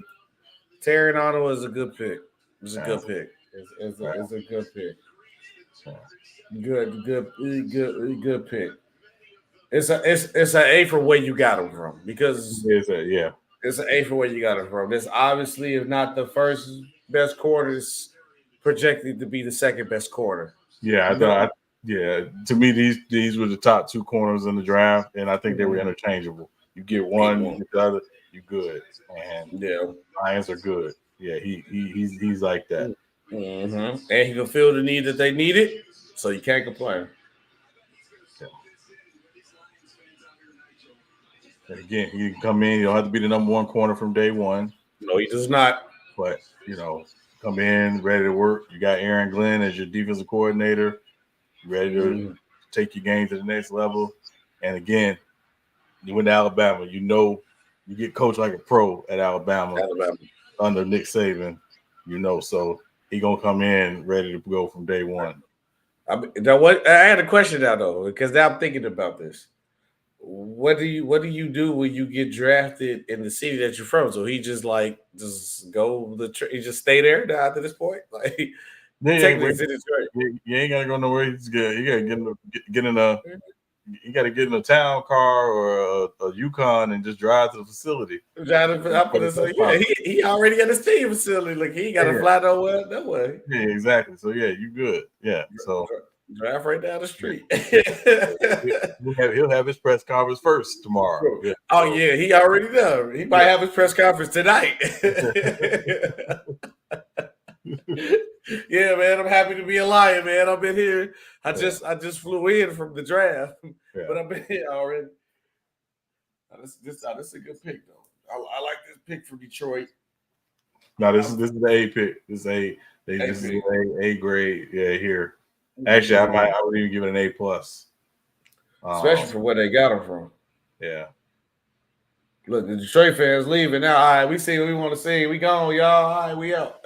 they getting up out of there. Terry, that's a great pick for Detroit fans. Detroit fans trying to beat that traffic.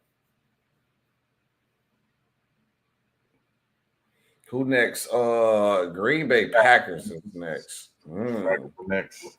Another one thing they did solidify. They solidified their quarterback position. They upgraded their running back position. Say I was still iffy on it, but you get Jacobs. Your receiver core is solid. I'm thinking defense here, Sean. I'm thinking defense. What you thinking? I think they could go DB here. I think definitely Cooper DeJean could definitely be in the mark. But I will say this though, their offensive line, is needs some help. So Graham Barton from Duke could make sense here as well. That could possibly happen too.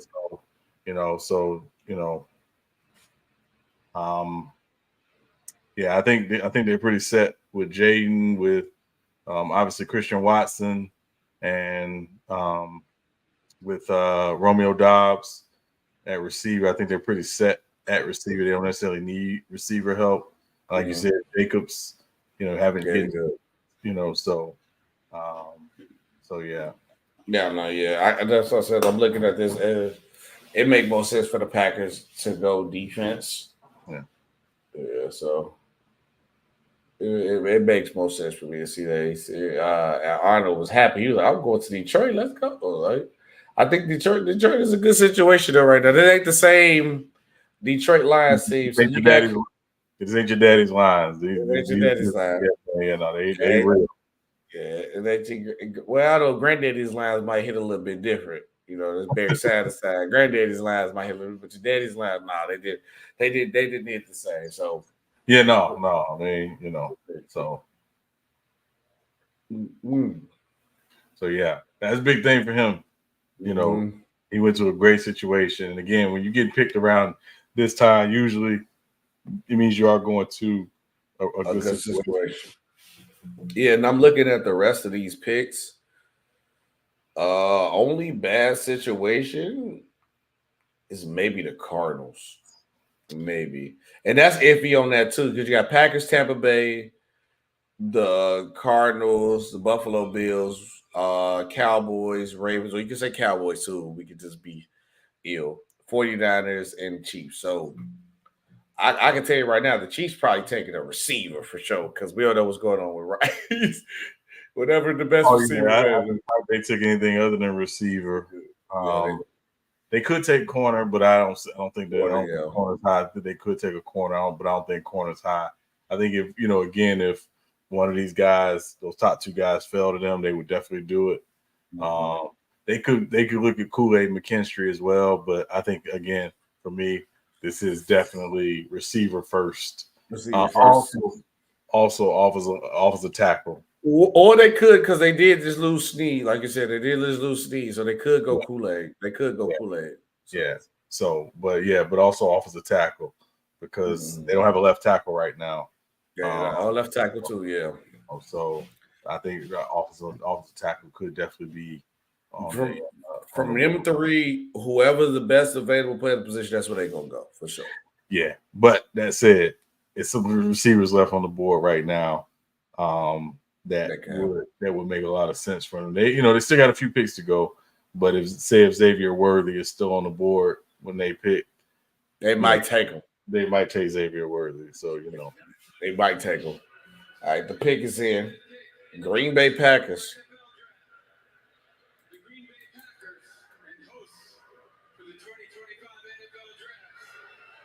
God. Jordan Morgan. Tackle. Jordan Morgan Well, another tackle that's gone. Yeah. I mean, you got to protect your quarterback, so. Got to protect your quarterback. You know, you finally got your guy that you love, Jordan Love.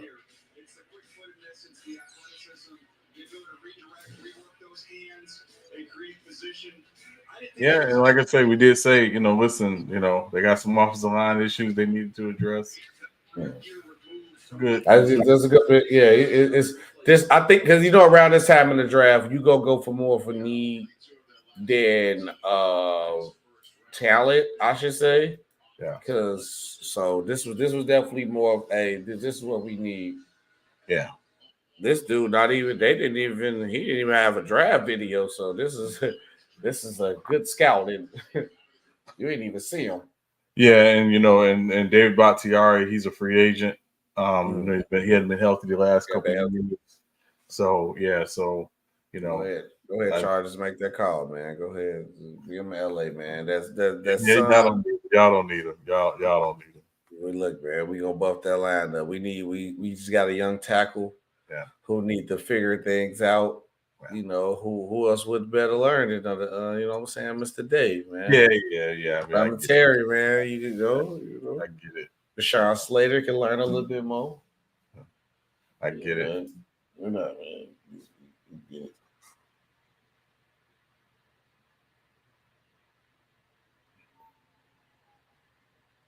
So they're gonna release a story. What happened? Said Kirk Cousins' agent is confused by, or Kirk Cousins is confused by the Michael Penix pick. Oh, we gotta talk about this tomorrow. Oh yeah, we definitely are. Oh yeah. We gonna talk about this tomorrow. Yeah. Hey, Kirk Cousins, you like that? You like that? You like that, Kirk Cousins? You like that? Sir, it's no reason to be confused. Yeah. It's no reason. Your 2 years of your contract is guaranteed. You're not a long-term option. What are you confused about? Yeah. I gave you an answer right there. Yeah. I don't understand what you're confused about. Yeah. Hold on. It's another story. Teams were calling the charges about Justin Herbert. Patriots and Vikings were both called the charges about Justin Herbert. Mm-mm. I'm telling you right now, if Justin Herbert would have got traded, I would have went wherever he went. I was going with Justin Herbert. I was done with this team. I was going to retire. Yeah. That was an out of the Vikings. Justin Herbert and Justin Jefferson, holy moly, that would have been crazy. We probably would have won because their defense would. No, they wouldn't. It's too much dead cap. Like that, they just signed the man to a contract. They're not going to hold that. I don't care how much Harbaugh like JJ McCarthy. It wasn't going to happen. It wasn't going to happen. And Justin Herbert built this foundation already with the Charger fan base. They'd have been pissed. We finally get a quarterback. Back after Phillip Rivers left. Yeah. And then you want to replace it with JJ McCarthy, and we don't know what he can do yet. Come on, bro. No, don't do that. We ain't doing that. Harbaugh will be gone before Herbo be gone. I can tell you that right now. I'll tell you that right now. Harbaugh better come in here and fall in line. We ain't doing that. Yeah. Everything live and die. Hey, look, man. The next hiring 10. Well, I mean, hope we don't beat on next hiring, but 10 got the choice on that. We ain't doing that. Yeah. I know we're in the middle of the draft, but Philly did win tonight. The Sixers did win tonight, and B had 50 tonight. Ooh, and B had to get 50 to beat the Knicks. That's not a good sign. Well, he got 50, but he was 13 from 19 from the field. He shot 21 free throws. Okay, I'm going to say, hold on, the math ain't math. Yeah, I know. The math ain't math. He had more free throws than shot attempts? Yeah. I mean, what counted? He probably counted. Yeah. He had 13 for 19 from the field. 19 for 21 from the free throw line. The fix is in. I'm about to go ahead and watch that, but I mean, back my basketball, man, how basketball works and the math and the fixes in.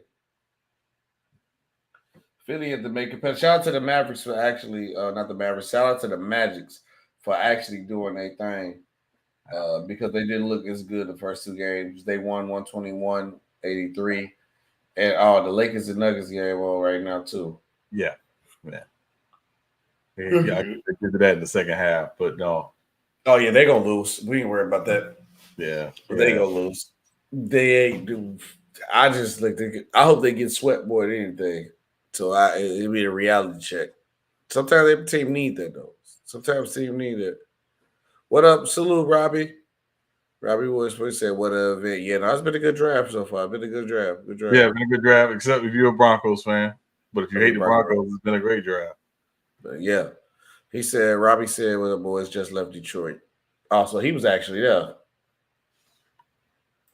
Yeah, I don't know. The next one in Green Bay, man. I don't know. It might make that trip. Yeah, probably ain't nothing out there but cheese. He's like a cheese fondue martini, sir? No. Would try to do queso cheese dip? No. Try Aaron Rodgers cheese. Oh man. I think I probably like 3-4 hours away from Green Bay, from Chicago to Green Bay, maybe. Yeah. Man, got Buccaneers Pickens in. Sean's former team. We don't call them that. I mean, it's the truth. But we don't call them that. That's crazy, man. You could claim them still. Nah, Brady's gone. No, I don't care. I'm done.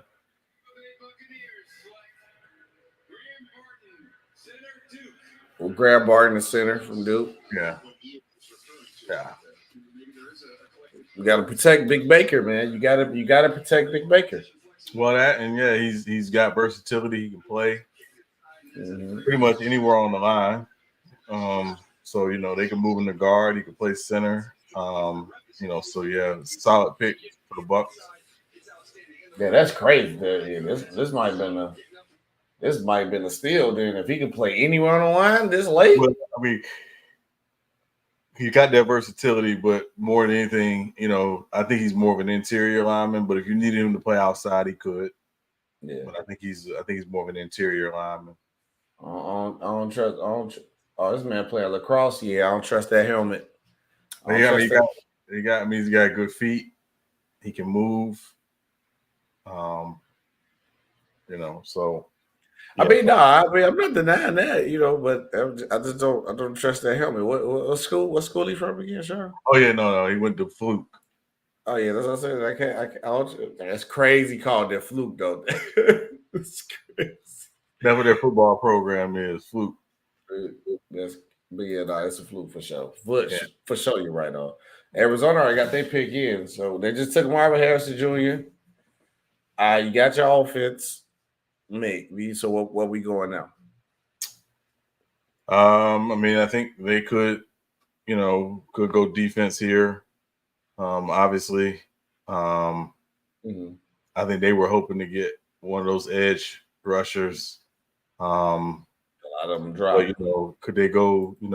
Could you go Nate Wiggins from Clemson, the corner here? Let's see. Darius Robinson, edge rusher. You just said they need the edge rusher. They're both on. They do need an edge rusher. Yeah. They went for need. I think he was projected more of a second round pick, but this late in the draft, or this late in the first round, you're not gonna trip on that. Yeah, same thing. Darius Robinson, the edge rusher. That's a good pick from what you need from them. Get the app of what you need. And you there. At least you got picked while you're there, because I know guys who was probably pissed, who was like projected to go first round, don't get picked. He was there. I'd have been mad. It happens. It happens though, for sure. Yeah.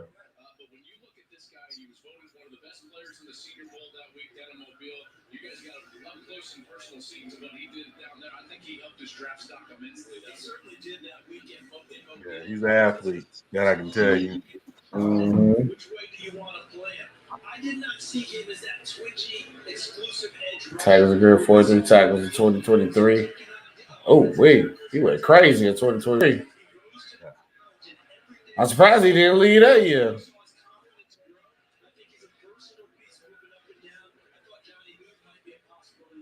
There he is, Robinson from Missouri. Yeah. Cardinals. He excuse me. His big thing is he gonna have to work on his counters. Mhm. He's kind of he rushes kind of pretty much the same way every time. So he's gonna have to find them counter moves, use his figure out the spin move or some sort of that's gonna be the big thing for him at the next level. But he's an athlete. He's definitely athletic. So yeah, you gotta add. So he's pretty much just add more to the arsenal than he'll probably. Right, yeah. If he can do that, once he does that, he's not like Verse or Dallas. He's got to add some more to that arsenal. Yeah, no, I actually just look at the average. It's crazy. Every player highlight. It's funny you say that because at every player highlight, he literally all 3 plays he did the same move every time, every move, the same move every time, and he looked like he's very athletically gifted enough to do what he needs to do to get the job done with that. Because I could definitely add a spin move or something to his arsenal.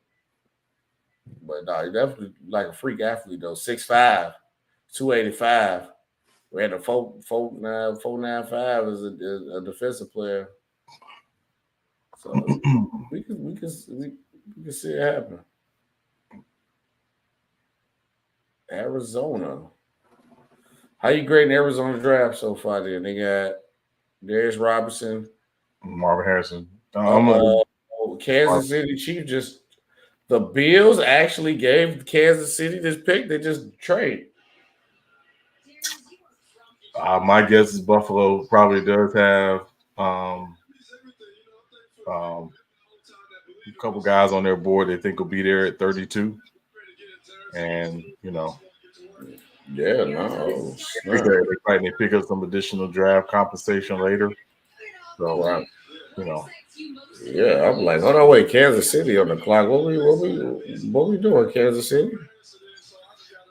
Okay, now see, I can't give you a real strategic response on this one because Kansas City Chiefs actually know what they're doing a little bit sometimes.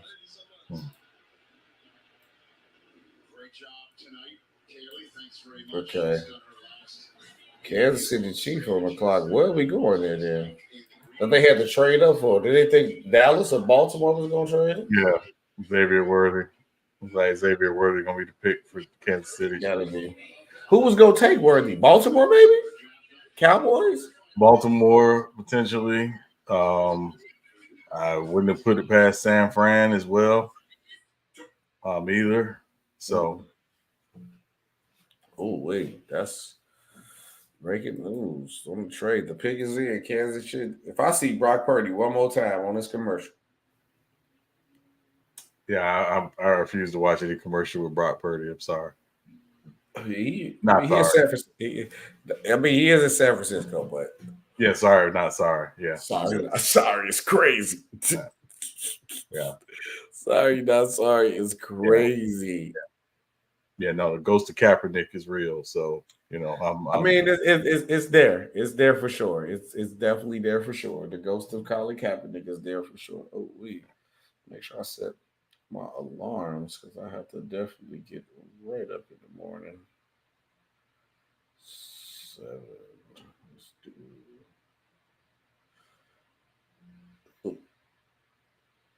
No, so the ghost of Colin Kaepernick is crazy. Yeah, no. No, if I wasn't wearing Texas, I would have on my I stand with Cap jersey. I stand with Cap, the all black Cap jersey. Yeah. Shout out Cap too, man.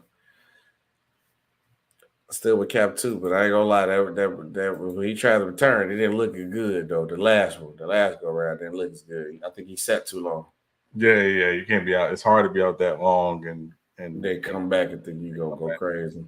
Yeah.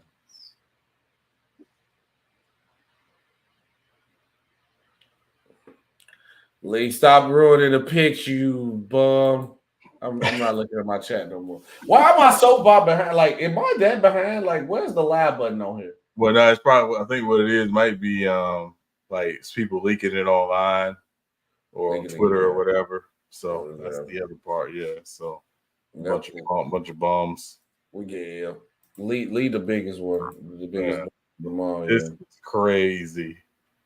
That is that's a good. If this is the pick that I'm finna hear, that is sheesh. I'm gonna put this in the private chat if you want to share it or not. Let me see. That is crazy. Let me see. Let me see. Yeah.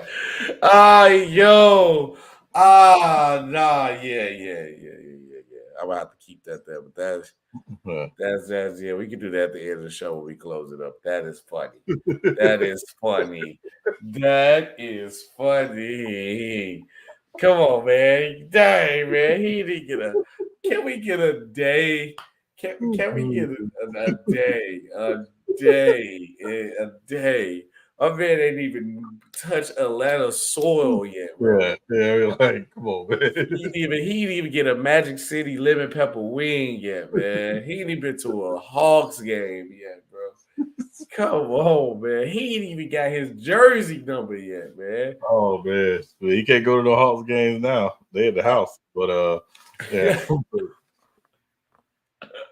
That is true. I ain't gonna lie though, but if I'm Xavier Worthy, I'm happy that I'm finna go to the Kansas City Chiefs. Yeah. Possibly walk right into a three-peat. Yeah. And he might be one of the first guys who actually ran a fast 40 and actually live up to expectation, because a lot of couple guys who've been running the fastest one the last couple of years, I'd say, ain't really been living up. So you can't. If Patrick Mahomes take this dude and turn him to the next Tyreek Hill, because that's what Andy Reid gonna use him for. Yeah, I mean, crazy. Yeah.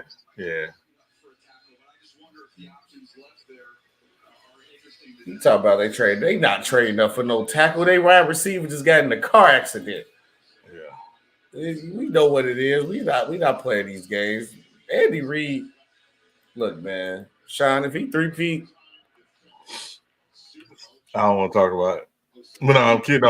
In all seriousness, I mean, listen, this is a real possibility. I mean, you know, I'm putting them over at Bill Belichick.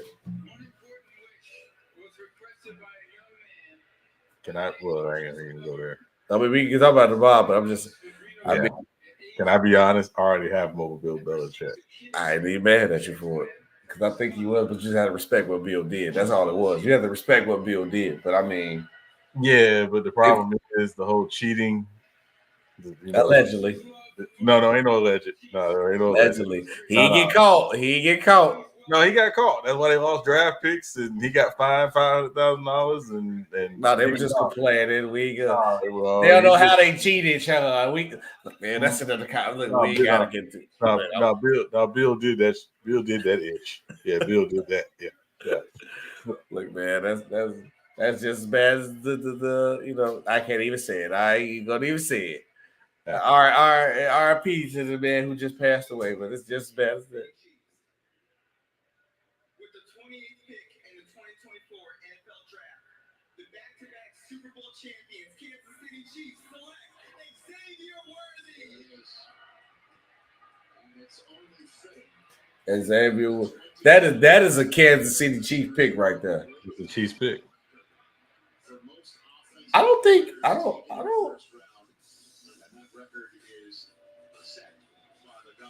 That man ran a 4.21. That's ridiculous. Wow. This might not be the last record he breaks when you put in with Patrick Mahomes. Instant speed, that 4.21 all-time great in terms of that number. And watch how fast he is on a field of fast players at Alabama. This is the game that jumped out to me. Oh, wait. Do you think somebody was going to take him before then, though? Yes. Oh, yeah. I think Baltimore definitely was going to look at him. comparison. Undersized, explosive players, but they're also excellent route runners.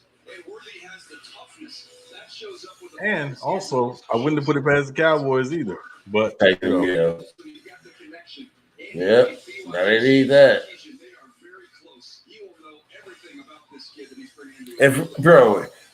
If these dudes pull this off again, bro, I'm done, bro.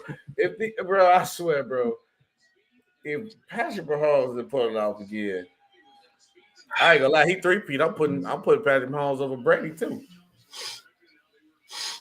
They go ahead and say it. I already got him over Brady. You know, that's a different conversation. You know, with Brady, because Mahomes still writing his chapters. You know, he's still writing his story. I don't even have him ranked like that. Man, that man, the GOAT. That man to be the GOAT. I see the NFL 3-peat in my lifetime. That's crazy.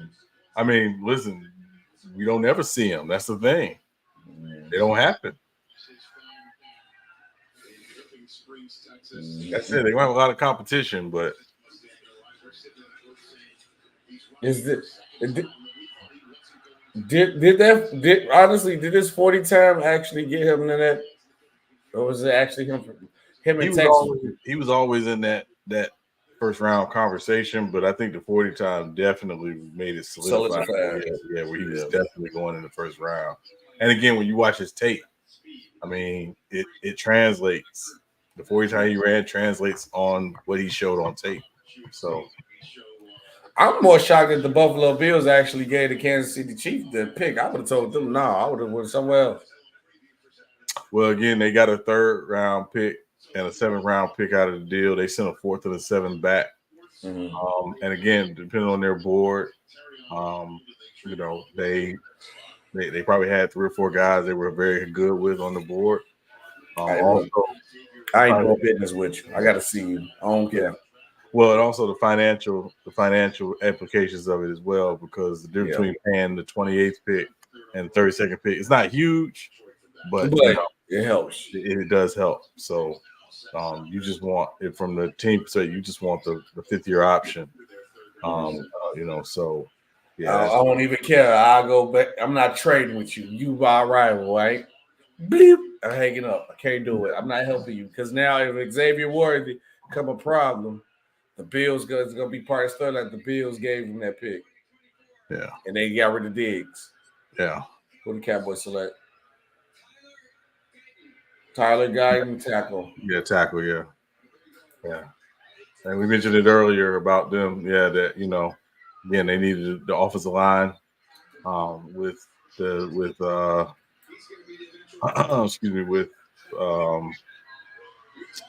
you know, Tyron Smith gone, offensive line was a priority for them. Mm-hmm.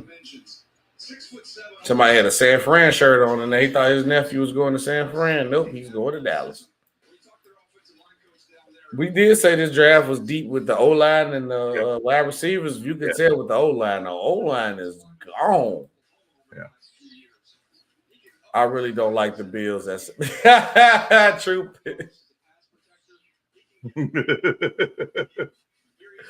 Hey, I'm sorry, dog. I'm not trading to my rival team. That's a possibility in my way. I don't care. I don't care about no money implications. Draft. Nope. Somebody, call somebody else, bro. Yeah. Call somebody else. Look at Jerry Jones. Yeah, I made a good trade. I made a good pick. Yeah, it's a good pick. It's a good pick. I'm Jerry Jones. And also, you know, I think Baltimore would have been in on Guyton as well. Because offensive tackle, right tackle is a need for them as well. So Truth about move the Bills to Canada.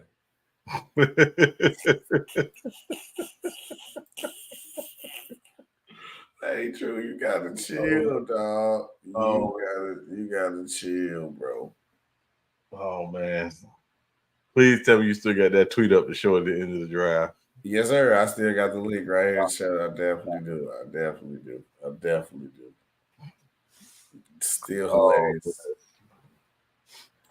Hey, that is kind of coincidental, but you know, maybe it's may make sense. He ain't gonna do all the other crazy stuff though, so he good. Yeah, 3 picks left in the draft in the first round. 3 picks, yes, sir. Yeah, you got to hang on, Lee. You got to hang on, Lee. It's gonna pop up here. Then we'll put it up at the end of the draft. That's it. Probably the wildest tweet of the night. Yeah, he won. He won for sure. Yeah. He won for sure. For sure. I'm looking at it. Hey, that's crazy. Oh my God, bro. This man didn't breathe in Atlanta yet, bro. That is crazy to me, bro. Oh man. That's crazy, bro. Yo, bro. Yeah. Yo, man. Yo, man. Oh my God, bro. I'm looking right at it, bro. Oh man.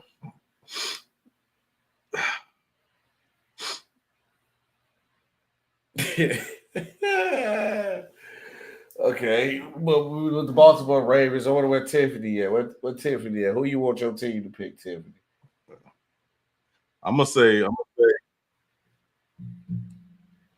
Pick is in. I'm gonna say Adonai Mitchell. I bet you wide receiver. Yeah, from Texas. Yeah, no, Odell. Honestly, yeah, I see why now. I'm seeing why the Chiefs moved up because now, yeah, I could definitely. Xavier Mitchell probably would have been on the Baltimore Ravens for sure. For sure, he should be Xavier. I ain't gonna lie, Lamar Jackson, nice, but I mean, I'd probably go Patrick Mahomes if I had to pick. If I'm wide receiver, can't go wrong with either one. But if I had a choice, I'm going Patrick Mahomes for sure. He gonna throw that rock.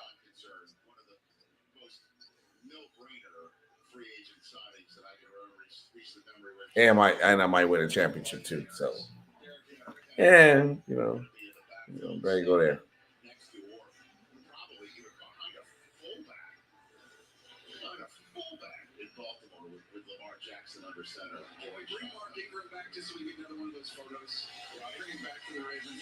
Yeah, you're in line, King Styles. Corners are gonna get drafted hard in that division now.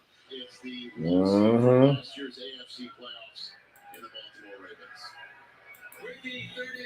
30th pick.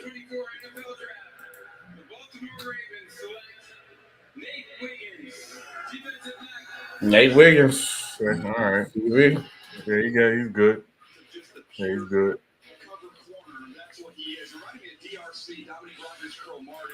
The 173 pounds was a little startling. He got to his pro day. He was back up over 180, so that was encouraging. A very dynamic athlete. Testing numbers were excellent. That was a good pick. Add to the defense. Can't complain with none this late. Oh, the 49ers are on the clock. What are we doing, 49ers? You'll see them both right here. Forced the fumble at the 1-yard line. Here he's against North Carolina. Another one. Phenomenal effort to chase that play down. Now the issues are some of the tackling. Tackling wasn't great. You're a little light in the butt, but yeah. Baltimore you gonna get them right. They say Baltimore, you get you dummy. They gonna get them right. They gonna put a weight on them. Yeah. San Francisco already 5 minutes into being on the clock. They're getting ready. Get ready. 2 more picks to go in the draft. Then we definitely got this tweet that's just literally sitting on my screen, which is crazy. Still crazy. Yeah. And then we're gonna go through the draft. Late draft is I need a wide receiver. Womp. You gotta get that. Yeah, not right. But again, this is a deep wide receiver draft. So you get some guys in the second and third round that will come in and play from day one. If you Carolina, you got the first pick of the second round, you can get one of these receivers who fell out of the first round in the second round. If for example, old boy from Texas, if he doesn't get picked in the next 2 picks, he's right there at the top of the board for you for Carolina tomorrow. So, so this is a very deep receiver draft, y'all. So if you didn't get one in the first round, you gonna get one. it's okay. You can still get one who can play. Yeah, I'm not 100% agreed on that one. So Tiffany, don't cry. I'm still gonna be okay. Tiffany, don't cry. Don't cry away. Lamar gonna run off anyway. You know what I'm saying? He's about Kelly King said. King Style said the Baltimore said we first to get him, so we let's get us a corner now. let's get us a corner now. Nate Wiggins solid. Yeah, he's solid. Like you said, the problem is like you said, he's a little light. So he's gonna have to build up a little muscle. Hopefully, it don't take away from his game.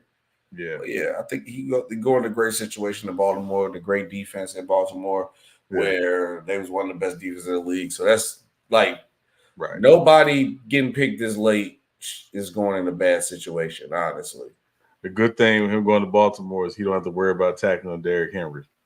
So yeah, he getting around. He's definitely getting stiffed arm. Derrick Henry might carry him into the end zone with him.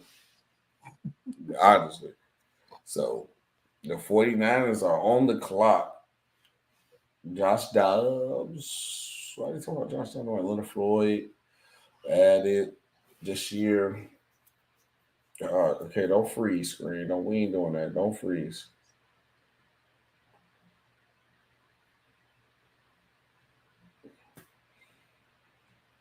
Should have just watched it on TV, but I was like, you know what? I got my other laptop right here, so I just put it on my laptop. It's just quicker. But my laptop freezing. No.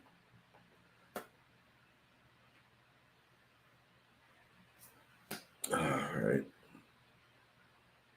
My thing is froze. Okay, there you go. I'm back in the game. My phone beeping, so it must see. That's why I was like, I must be behind, bro.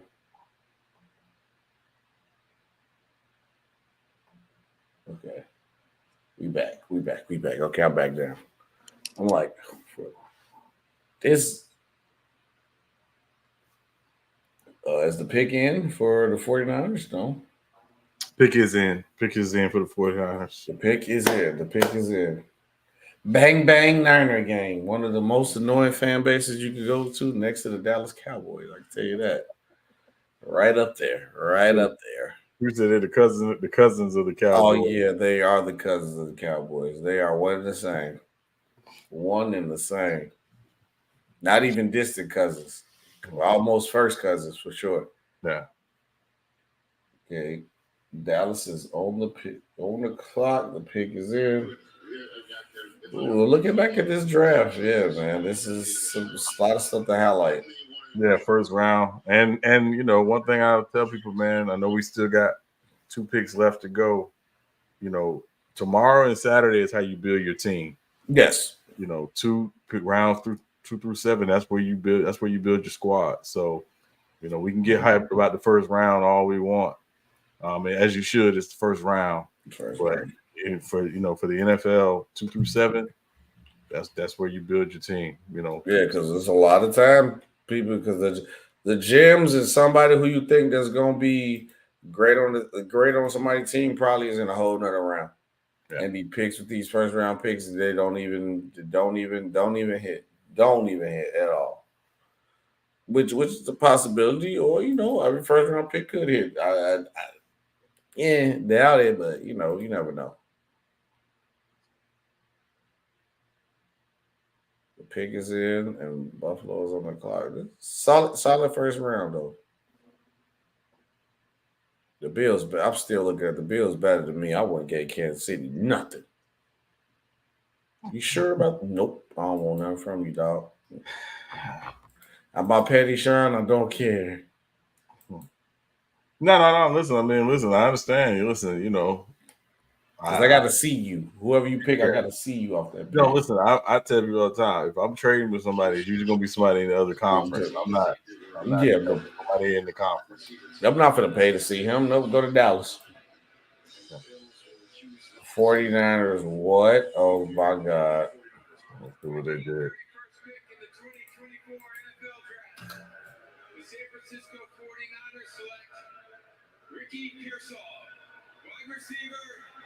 Ricky Pearsall.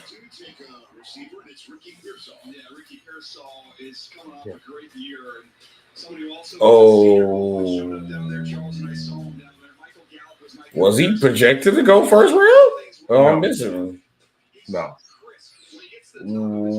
Oh my! I mean, he got nice catches in the highlight reel, but what? Why did they take him this early? I mean, Sean, you know.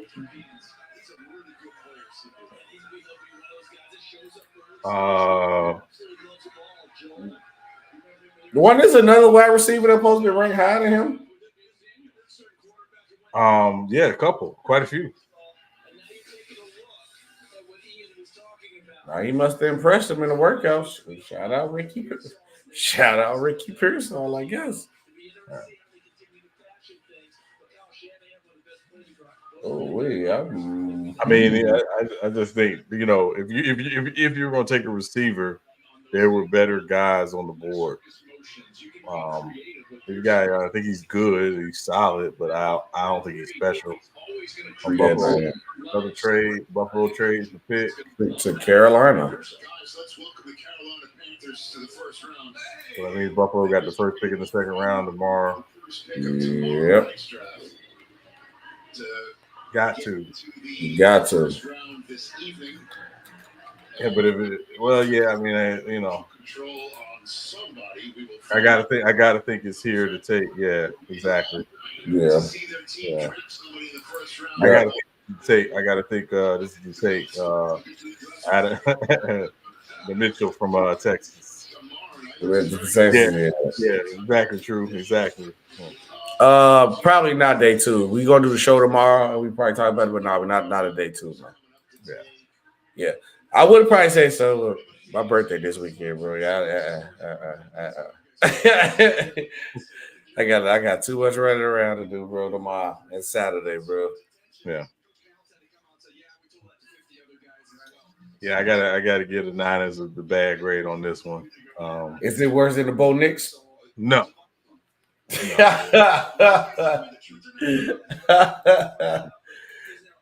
The pick is in. Nah, this is. I think they could have got him in the second round. That was. I mean, yeah, probably. I think possibly. I don't think anybody had him this high on the board. Yeah, possibly. You know, he got Brock Purdy there. Nobody care. I mean, when you got the next Tom Brady as your quarterback, he could just make anybody. Yeah. You can just make anybody look good, Sean. I mean, Tom Brady didn't lose in the Super Bowl to his 4th one, so you know that's the GOAT. That's why that's different, though. Yeah, the GOAT. Brock Purdy ain't won one yet, so that's different. That's what I'm saying. So let's not call him the next Tom Brady when he lost his first Super Bowl. I mean, I'm just going off of what they, you know what I'm saying, you know what they said, man. I'm just going off what they. Yeah, I know. You know, I mean, Brock Purdy and Caitlin Clark basically came from the same state, you know, college-wise. So, you know, we ain't gonna talk about that. How they always want to pump up Iowa somehow, some way.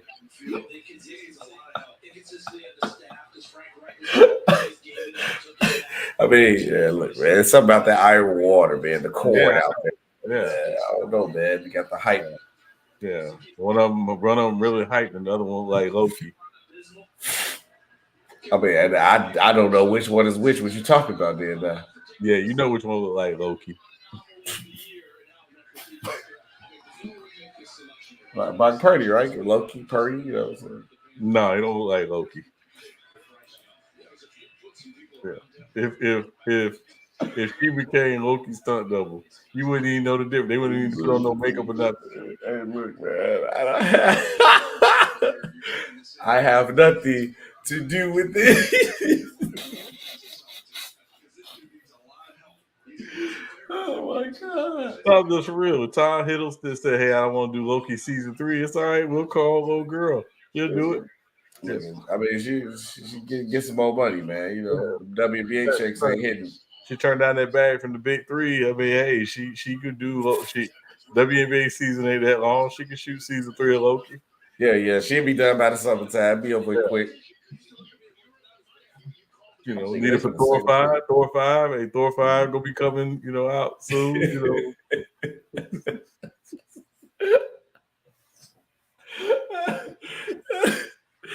Hey yo! Oh my Oh my God, bro. Oh my God. Oh my God. Sorry, I had a Charles Barkley moment there. I'm The back. Charles Barkley. Yeah. Chuck. All right, the pick is Yeah. in. Pick is in. Got it again. I got to say this is definitely for Mitchell from Texas. Might be. Let's see. I thought, man, the 49ers would have did that, but I guess not.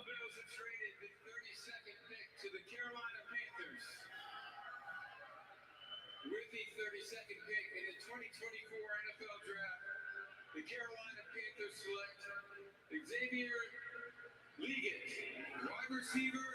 Xavier League, wow. Yeah. That closes the first round. Thank you, Detroit. So Mitchell didn't get picked? Wow. Yeah. I wonder what happened. Yeah. All right, that is the first round. Yeah, it's the first round. Buffalo is officially on the clock for tomorrow night. Mhm.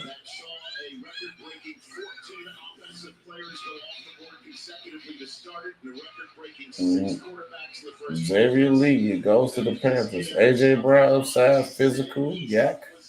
He said they were taking the 31st pick. Technically, they did lie. They took him up to 32nd.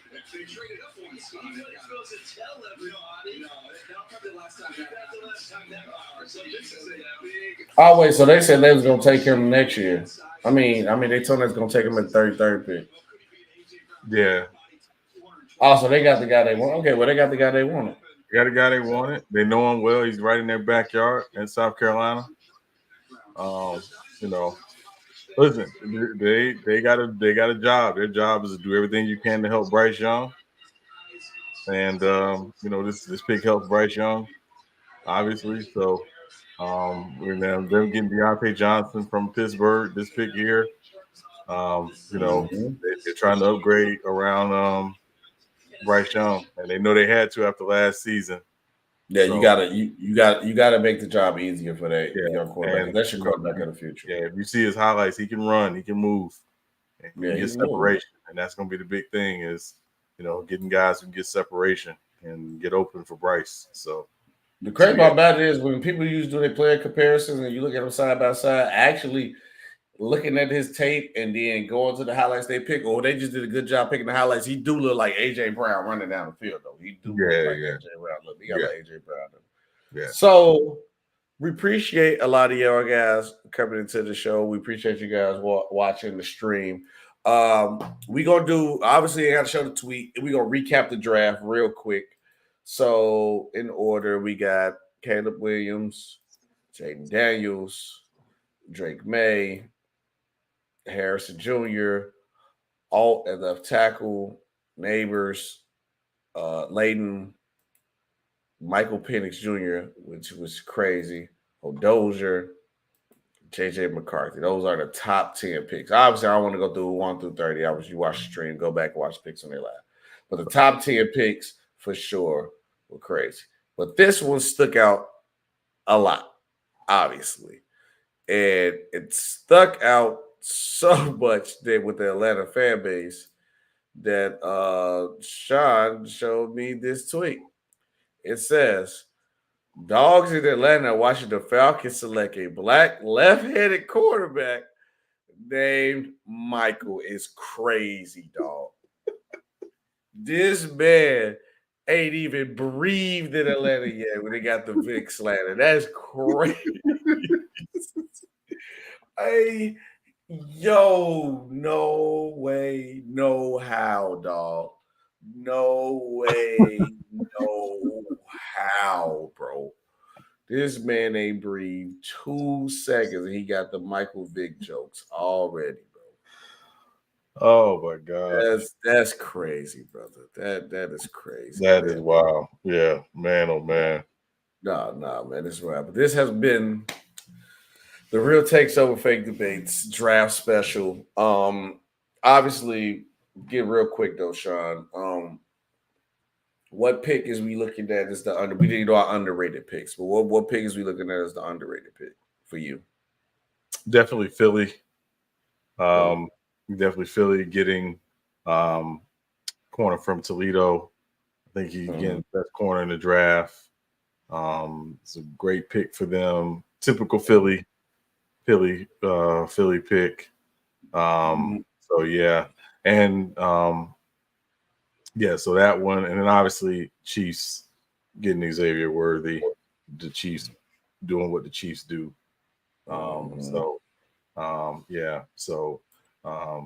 Denver's up by 12 and late in the third quarter, by the way.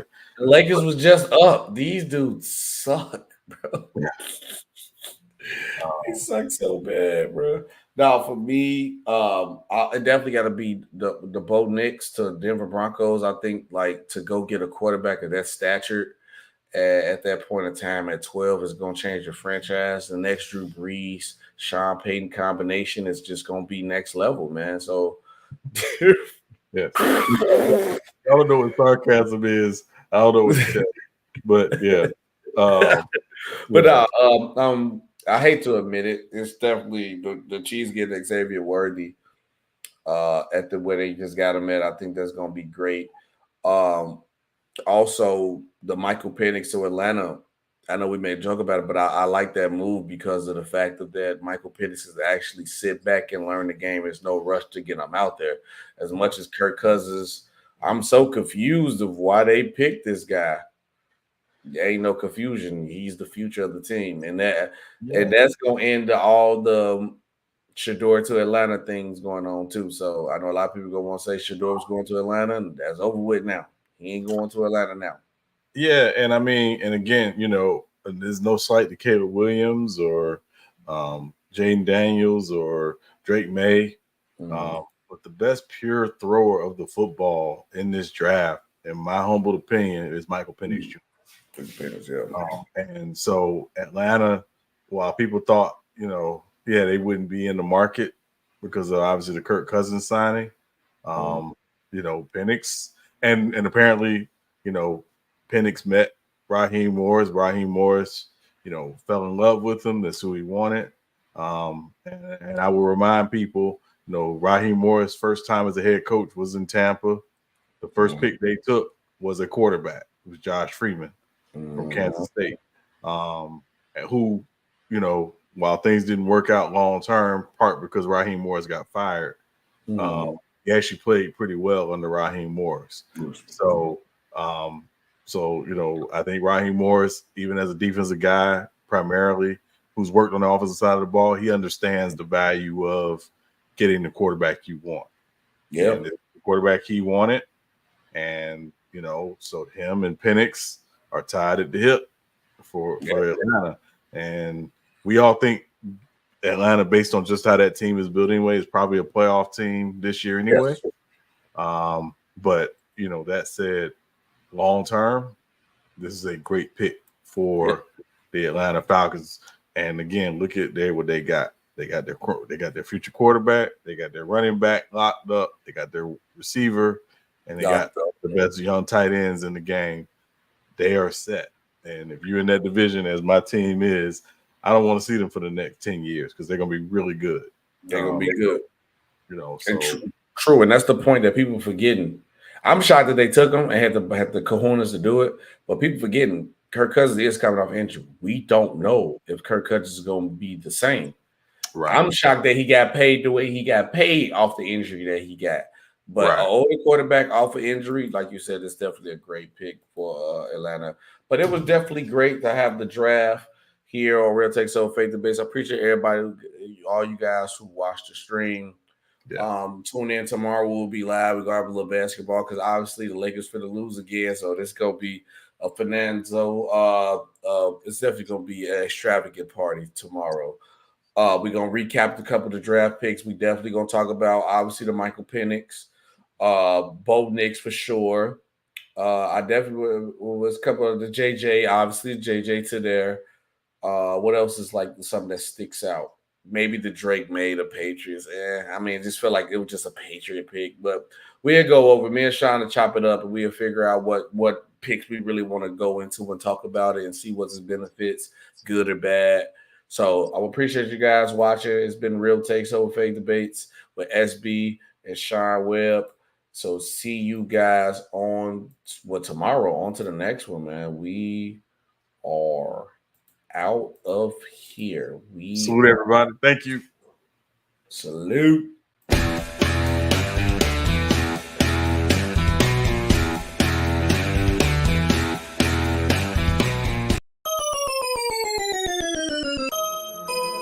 Ruckerman.